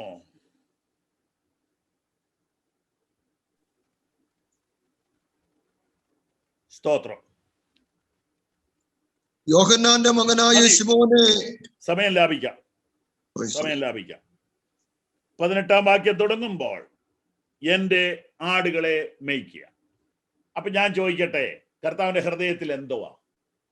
സഭയാ. സ്തോത്രം. ഒന്നുകൂടെ ഒന്ന് നിർത്തി പറയാം. പത്രോസ് കർത്താവിനെ തള്ളിപ്പറയുന്ന സമയത്ത് കർത്താവ് മഹാപുരോഹിതന്റെ കോടതിയിൽ വിസ്തരിക്കപ്പെടുക. പക്ഷെ കർത്താവിന്റെ മനസ്സിൽ ആ സമയത്ത് പത്രോസ. ഓക്കെ, ലീഡേഴ്സാ. ഓക്കെ, ഇപ്പോഴോ? ഇപ്പൊ കർത്താവിന്റെ മനസ്സിൽ സഭയാ. അപ്പോൾ കർത്താവിന്റെ മനസ്സിൽ ആദ്യം പാസ്റ്റർ, ആ പാസ്റ്ററിലൂടെ സഭ. ദൈവത്തിന്റെ പ്രയോറിറ്റി നിങ്ങൾ മനസ്സിലാക്കാനായി ഇത്രയും ഞാൻ സ്ലോ ആയിട്ട് പോണത്. സ്പീഡിൽ പോകാൻ മേലാഞ്ഞിട്ടല്ല, പക്ഷെ എനിക്കതൊരു കുറ്റബോധമാണ്. അതിനകത്തെ ദൂത് വ്യക്തമാക്കാതെ എങ്ങനെ പോകും? ആ പ്രയോറിറ്റി ഒന്നുകൂടെ കാണിക്കാം. വെളിപ്പാട് പുസ്തകം 1-ാം അധ്യായം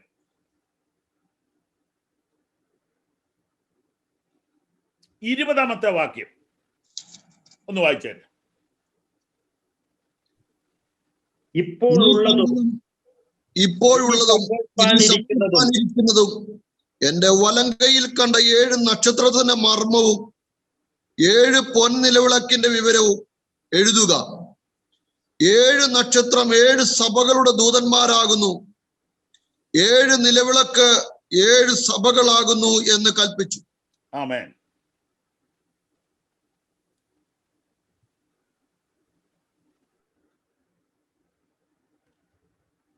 എന്റെ വലങ്കയിൽ കണ്ട 7 നക്ഷത്രത്തിന്റെ മർമ്മം, 7 പൊൻനിലവിളക്കിന്റെ വിവരം എഴുതുക. 7 നക്ഷത്രം പാസ്റ്റർമാരാണ്. മനസ്സിലായോ? 7 നക്ഷത്രം സഭയുടെ ദൂതന്മാരാണ്, പാസ്റ്റർമാരാണ്. 7 നിലവിളക്കോ സഭയാണ്. എങ്കിൽ ചോദ്യം, നക്ഷത്രം എവിടെയായിരിക്കുന്നേ? കർത്താവിന്റെ കയ്യിൽ. ഈ പ്രയോറിറ്റി ഓർത്തിരിക്കണം. സഭ നിലനിൽക്കണമെങ്കിൽ ശുശ്രൂഷകൻ നിലനിൽക്കണം. അതുകൊണ്ട് കർത്താവ് സ്പെഷ്യൽ കെയറാ പാസ്റ്റേഴ്സിന് വെച്ചിരിക്കുന്നത്. അതുകൊണ്ട് ശുശ്രൂഷയിൽ ഒരു വേദനയോ സങ്കടമോ അവഗണനയോ പ്രയാസോ വന്നെന്നോർത്ത് പിന്മാറരുത്. 1-2 പേര് കളിയാക്കുകയോ വിമർശിക്കുകയോ ഒക്കെ ചെയ്താലും പിന്മാറരുത്. സഭാ ശുശ്രൂഷ വളരെ വിലപ്പെട്ടതാണ്. ഇടയന്മാർ കർത്താവിന്റെ കയ്യില. എപ്പോഴും എപ്പോഴും ഇരിക്കുമ്പോഴും നടക്കുമ്പോഴും കിടക്കുമ്പോഴും എല്ലാം നക്ഷത്രങ്ങൾ കയ്യില. കർത്താവിന്റെ പ്രയോറിറ്റി മനസ്സിലായോ? പാസ്റ്ററിലൂടെ സഭ എന്ന വലിയ ദൗത്യം. അപ്പോ ബ്രേക്ക്ഫാസ്റ്റ് ഉണ്ടാക്കുമ്പോഴും കർത്താവിന്റെ മനസ്സിൽ ചർച്ചാണ്. കടൽ തീരത്ത് നിൽക്കുമ്പോഴും മനസ്സിൽ ഇന്നിപ്പോൾ ഈ കൂടിയിരിക്കുന്ന 350-ലധികം വിശ്വാസികൾ അടങ്ങുന്ന ഈ കൂട്ടത്തെ കർത്താവ് കാണുക, സഭയെ കാണുക. പക്ഷെ ഈ സഭ നിലനിൽക്കണമെങ്കിൽ ഡെഡിക്കേറ്റഡ് ആയ കുറച്ച് ശുശ്രൂഷകർ വേണം. ആ ശുശ്രൂഷകന്റെ ക്വാളിഫിക്കേഷൻ എന്ന് പറയുന്നത് കർത്താവിനെ സ്നേഹിക്കുക എന്നുള്ളതാണ്. ഓക്കെ, നമ്മൾ ആ ഭാഗവും വിടുന്നു. ഒറ്റക്കുറിപ്പും കൂടെ. 8-ാമത്തേത് പത്രോസിന്റെ ജീവിതത്തിലെ പരാജയങ്ങൾ. 8-ാമത്തേത്. എന്തിനാ പരാജയങ്ങളെ കുറിച്ച് ഇങ്ങനെ പഠിക്കുന്നേ? നമുക്കും ഇത് സംഭവിക്കാൻ സാധ്യതയുണ്ട്. അതുകൊണ്ട് 8-ാമത്തേത് പരകാര്യത്തിൽ ഇടപെടുക. 21-ാം അധ്യായത്തിന്റെ യോഹന്നാന്റെ സുവിശേഷം 21-ാം അധ്യായത്തിന്റെ 18 മുതൽ ഒന്ന് വായിച്ചു. 18 മുതൽ താഴോട്ട്. ആമേൻ, ആമേൻ. ഞാൻ നിന്നോട് പറയുന്നു, നീ യൗവനക്കാരനായിരുന്നപ്പോൾ നീ തന്നെ അരകെട്ടി ഇഷ്ടമുള്ളയിടത്ത് നടന്നു. വയസ്സനായ ശേഷമോ നീ കൈ നീട്ടുകയും മറ്റൊരുത്തൻ നിന്റെ അരകെട്ടി നിനക്ക് ഇഷ്ടമില്ലാത്ത ഇടത്തേക്ക് നിന്നെ കൊണ്ടുപോവുകയും ചെയ്യുമെന്ന് പറഞ്ഞു. അതിനാൽ അവൻ ഇന്നവിധ മരണം കൊണ്ട് ദൈവത്തെ മഹത്വപ്പെടുത്തുമെന്ന് അവൻ സൂചിപ്പിച്ചു. ഇത് പറഞ്ഞിട്ട് എന്നെ അനുഗമിക്ക എന്ന് അവനോട് പറഞ്ഞു. പത്രോസ് തിരിഞ്ഞ് യേശു സ്നേഹിച്ച ശിഷ്യൻ പിൻചെല്ലുന്നത് കണ്ടു. അത്താഴത്തിൽ അവന്റെ നെഞ്ചോട് ചാഞ്ഞുകൊണ്ട്, കർത്താവേ, നിന്നെ കാണിച്ചു കൊടുക്കുന്നവൻ ആർ എന്ന് ചോദിച്ചത് ഇവൻ തന്നെ. അവനെ പത്രോസ് കണ്ടിട്ട്, കർത്താവേ, ഇവൻ എന്ത് ഭവിക്കുമെന്ന് യേശുവിനോട് ചോദിച്ചു. യേശു അവനോട്, ഞാൻ വരുവോളം ഇവൻ ഇരിക്കണമെന്ന് എനിക്ക് ഇഷ്ടമുണ്ടെങ്കിൽ അത് നിനക്കെന്ത്, നീ എന്നെ അനുഗമിക്ക എന്ന് പറഞ്ഞു. മതി. ഇത് വായിച്ചപ്പോൾ എന്ത് മനസ്സിലായി? ബഹുഭൂരിപക്ഷം പേർക്കും മനസ്സിലാകും, പെട്ടെന്ന് മനസ്സിലാവും. ഞാനൊന്ന് ചുരുക്കി അങ്ങ് പറഞ്ഞിട്ട് പ്രാർത്ഥിക്കാൻ പോവാം. പത്രോസിനെ ഈ ഓർഡിനേഷനൊക്കെ കൊടുത്തല്ലോ. ഓർഡിനേഷൻ കൊടുത്തേച്ച് പറയുകയാണ്, ഈ ശുശ്രൂഷകന്റെ ഭാവി കൂടെ ഒന്ന് അറിയുന്നത് നല്ലതല്ലേ?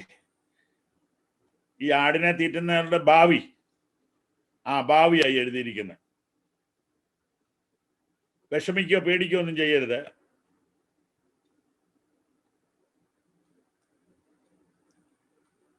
നീ വയസ്സനായ ശേഷം നീ രക്തസാക്ഷിയാകും എന്നാ പറഞ്ഞേ.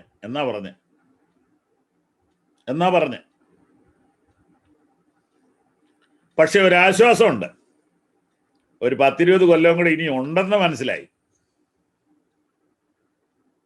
കാരണം പത്രോസിന്റെ മുടിയൊന്നും നരച്ചിട്ടില്ല. നന്നായിട്ട് നീന്താനും മീൻ പിടിക്കാനും ഒക്കെ ആരോഗ്യമുള്ള സമയമാണ്.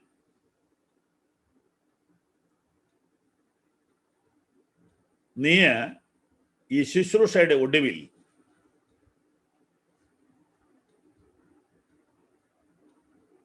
ആ റോമൻ പീഡനകാലത്ത് രക്തസാക്ഷി മരണം വരിച്ച മഹാന്മാരിൽ ഒരാളായിരുന്നു പീറ്റർ.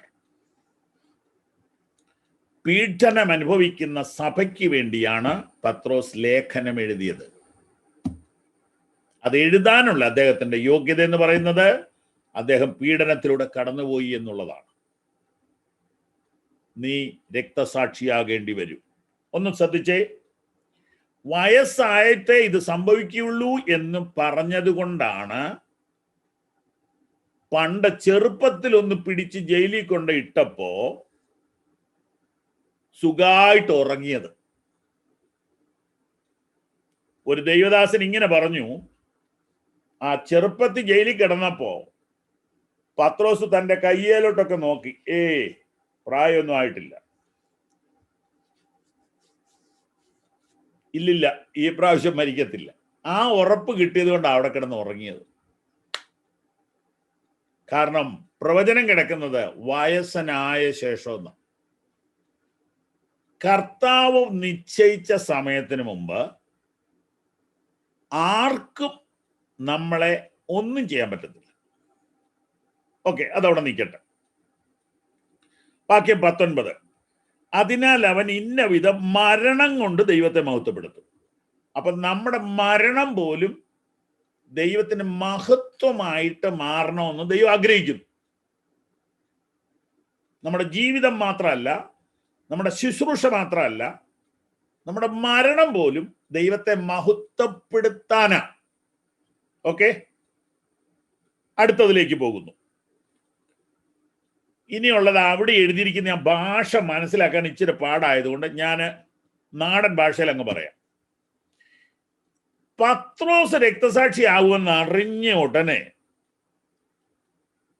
പത്രോസ് കർത്താവിനോട് ചോദിക്കുക, അപ്പൊ യോഹന്നാനോ? മനസ്സിലായോ? നിങ്ങൾ പിന്നെയും വായിച്ചു നോക്കിയാൽ മതി, അപ്പൊ മനസ്സിലാവും. പേരവിടെ പറയാതെ യേശു സ്നേഹിച്ച ശിഷ്യൻ, നെഞ്ചോട് ചാരി ശിഷ്യൻ എന്നൊക്കെ പറയുന്ന യോനാച്ചന്റെ കാര്യം. യോനാച്ചൻ അന്ന് യങ്ങാ. അപ്പൊ പത്രോസ് രക്തസാക്ഷി ആവുമെന്ന് പറഞ്ഞപ്പോ പത്രോസിന് ഇപ്പൊ അറിയേണ്ടത് യോഹന്നാൻ രക്തസാക്ഷി ആവുമോ. അങ്ങനെയാണെ പിന്നെ എനിക്ക് കുഴപ്പമില്ല, അല്ലെ എനിക്കിത് ഇച്ചിരി ബുദ്ധിമുട്ടാണെന്നാ പറഞ്ഞതിന്റെ അർത്ഥം.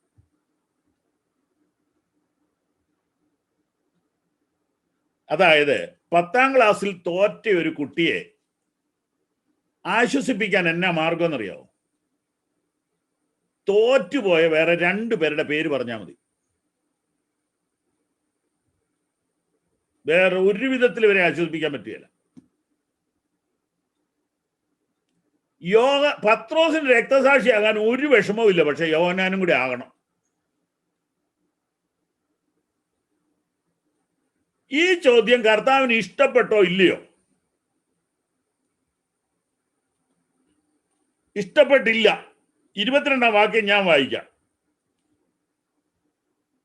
അവൻ വരുവോളം ഇവൻ ഇരിക്കണമെന്ന് എനിക്കിഷ്ടമുണ്ടെങ്കിൽ അതിന് നിനക്കെന്നാ?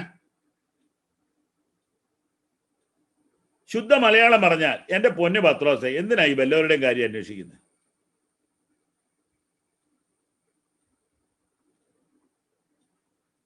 സ്തോത്രം.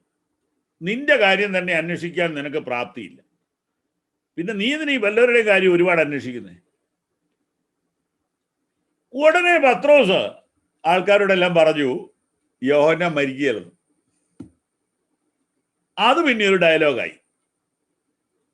ആകയാൽ ആ ശിഷ്യം മരിക്കുകയില്ലെന്നൊരു ശ്രുതി അവരുടെ ഇടയിൽ പരന്നു. ഇങ്ങനെയാ ഓരോ ശ്രുതി ഉണ്ടാകുന്നത്. പത്രോസിന്റെ ജീവിതത്തിലെ 8 അബദ്ധങ്ങൾ നമ്മൾ ഈ ക്ലാസ്സിൽ കണ്ടു. നമുക്കും അബദ്ധങ്ങൾ ഒത്തിരി പറ്റിയിട്ടുണ്ട്, പക്ഷെ നമ്മൾ പറയുന്നില്ല. അബദ്ധങ്ങൾ പറ്റാത്ത ആരുമില്ല. പക്ഷെ അബദ്ധം പറ്റിയാൽ കർത്താവ് നമ്മളെ തള്ളിക്കളയത്തില്ല. അബദ്ധങ്ങളിൽ നിന്ന് പാഠങ്ങൾ ഉൾക്കൊണ്ട്, അബദ്ധങ്ങളിൽ നിന്ന് പാഠങ്ങൾ ഉൾക്കൊണ്ട് ജയകരമായ ഫലപ്രദമായ ശുശ്രൂഷ നിർവഹിപ്പാൻ നമുക്ക് നമ്മെ തന്നെ ഈ രാവിലെ സമർപ്പിക്കാം. പിതാവേ, ഈ കൂട്ടായ്മയെ തൃക്കരങ്ങളിൽ ഏൽപ്പിക്കുന്നു. ഒത്തിരി ഒത്തിരി ദൂതുകള്, ഒത്തിരി ഒത്തിരി മുത്തുകള്, ഒത്തിരി ഒത്തിരി ചിന്തകള് കർത്താവ് വചനത്തിന്റെ ഉള്ളിൽ നിന്ന് ഞങ്ങൾക്ക് തന്നതിനായി സ്തോത്രം. ഇത് ഇന്നത്തേക്ക് മാത്രമല്ല, ഞങ്ങളുടെ ശുശ്രൂഷയും ഞങ്ങളുടെ ജീവിതവും പൂർത്തിയാക്കുവോളം മുറുകെ പിടിപ്പാൻ കൃപ തരണമേ. വളരെ തിരക്കുകളുടെ മധ്യേ ഈ മീറ്റിംഗിൽ ഇത്രയും നേരം ഇരുന്ന വിശുദ്ധന്മാരെ പിതാവിന്റെയും പുത്രന്റെയും പരിശുദ്ധാത്മാവിന്റെയും നാമത്തിൽ ബ്ലസ് ചെയ്യുന്നു. ആമേൻ, ആമേൻ, ആമേൻ. നമ്മളൊരു ചില മിനിറ്റുകൾ ഈ കൊയറിനോട് ചേർന്ന് കർത്താവിനെ സ്തുതിക്കാൻ പോവുകയാണ്. എന്നാൽ 29-ാം തീയതിയത്തെ മീറ്റിംഗിന്റെ കാര്യം നിങ്ങൾക്ക് അറിയാമല്ലോ. കർത്താവിന്റെ ദാസന്മാരായിട്ടുള്ളവർക്ക്, ശുശ്രൂഷകന്മാരെ ഈ പ്രത്യേക കാലഘട്ടത്തിൽ ഒന്ന് എൻകറേജ് ചെയ്യുവാനുള്ള ഒരു പ്രത്യേക മീറ്റിംഗ് 29 ചൊവ്വാഴ്ച എന്ന് പറഞ്ഞാൽ ഈ കമ്മിങ് ട്യൂസ്ഡേ വൈകുന്നേരത്ത് ക്രമീകരിച്ചിട്ടുണ്ട്. അതിന്റെ അറിയിപ്പുകൾ നിങ്ങൾക്ക് കിട്ടിയില്ലെങ്കിൽ വീണ്ടും അറിയിക്കുന്നതായിരിക്കും. ഡോക്ടർ ഡി ജോഷുവ ആയിരിക്കും വചനം പങ്കുവയ്ക്കുന്നത്. കർത്താവ് ആയുസ്സും ആരോഗ്യവും അവസരവും തരുമ്പോൾ അടുത്ത ശനിയാഴ്ച രാവിലെ നാം ഇതുപോലെ ക്ലാസ്സിൽ കാണും. കർത്താവ് അനുഗ്രഹിക്കട്ടെ. ചേർന്ന് പാടി കർത്താവിനെ മഹത്വപ്പെടുത്താം.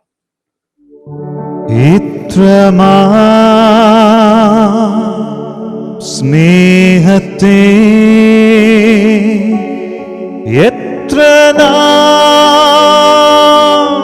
തള്ളി ഞാൻ, ഇത്രമാ സ്നേഹത്തെ എത്ര തള്ളി ഞാൻ, ഈ മഹാ പാപത്തെ ദൈവമേ ഓർക്കല്ലേ, ഈ മഹാ പാപത്തെ ദൈവമേ ഓർക്കല്ലേ. ഇത്രമാ സ്നേഹത്തെ എത്ര തള്ളി ഞാൻ, ഇത്രമാ സ്നേഹത്തെ എത്ര തള്ളി ഞാൻ,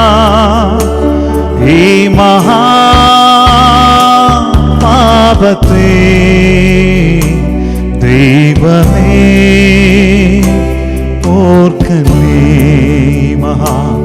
ഈ മഹാപാപ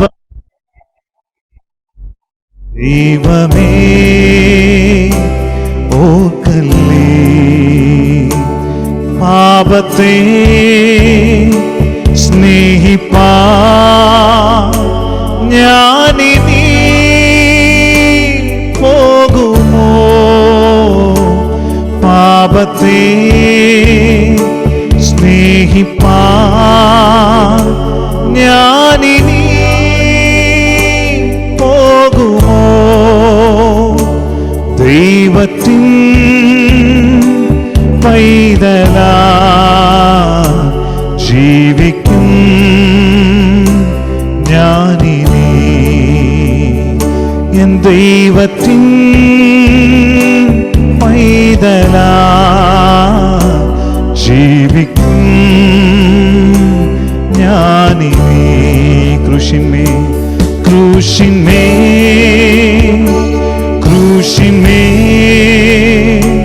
കാണുന്ന ദാരിതാ ക്രൂശിന്മേ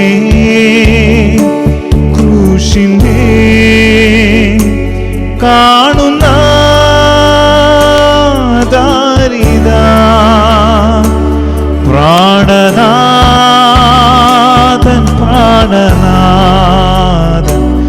എൻ പേർക്കാകുന്നു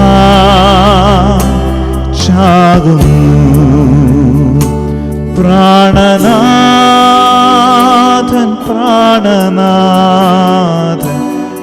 എൻ പേർക്കാകുന്നു.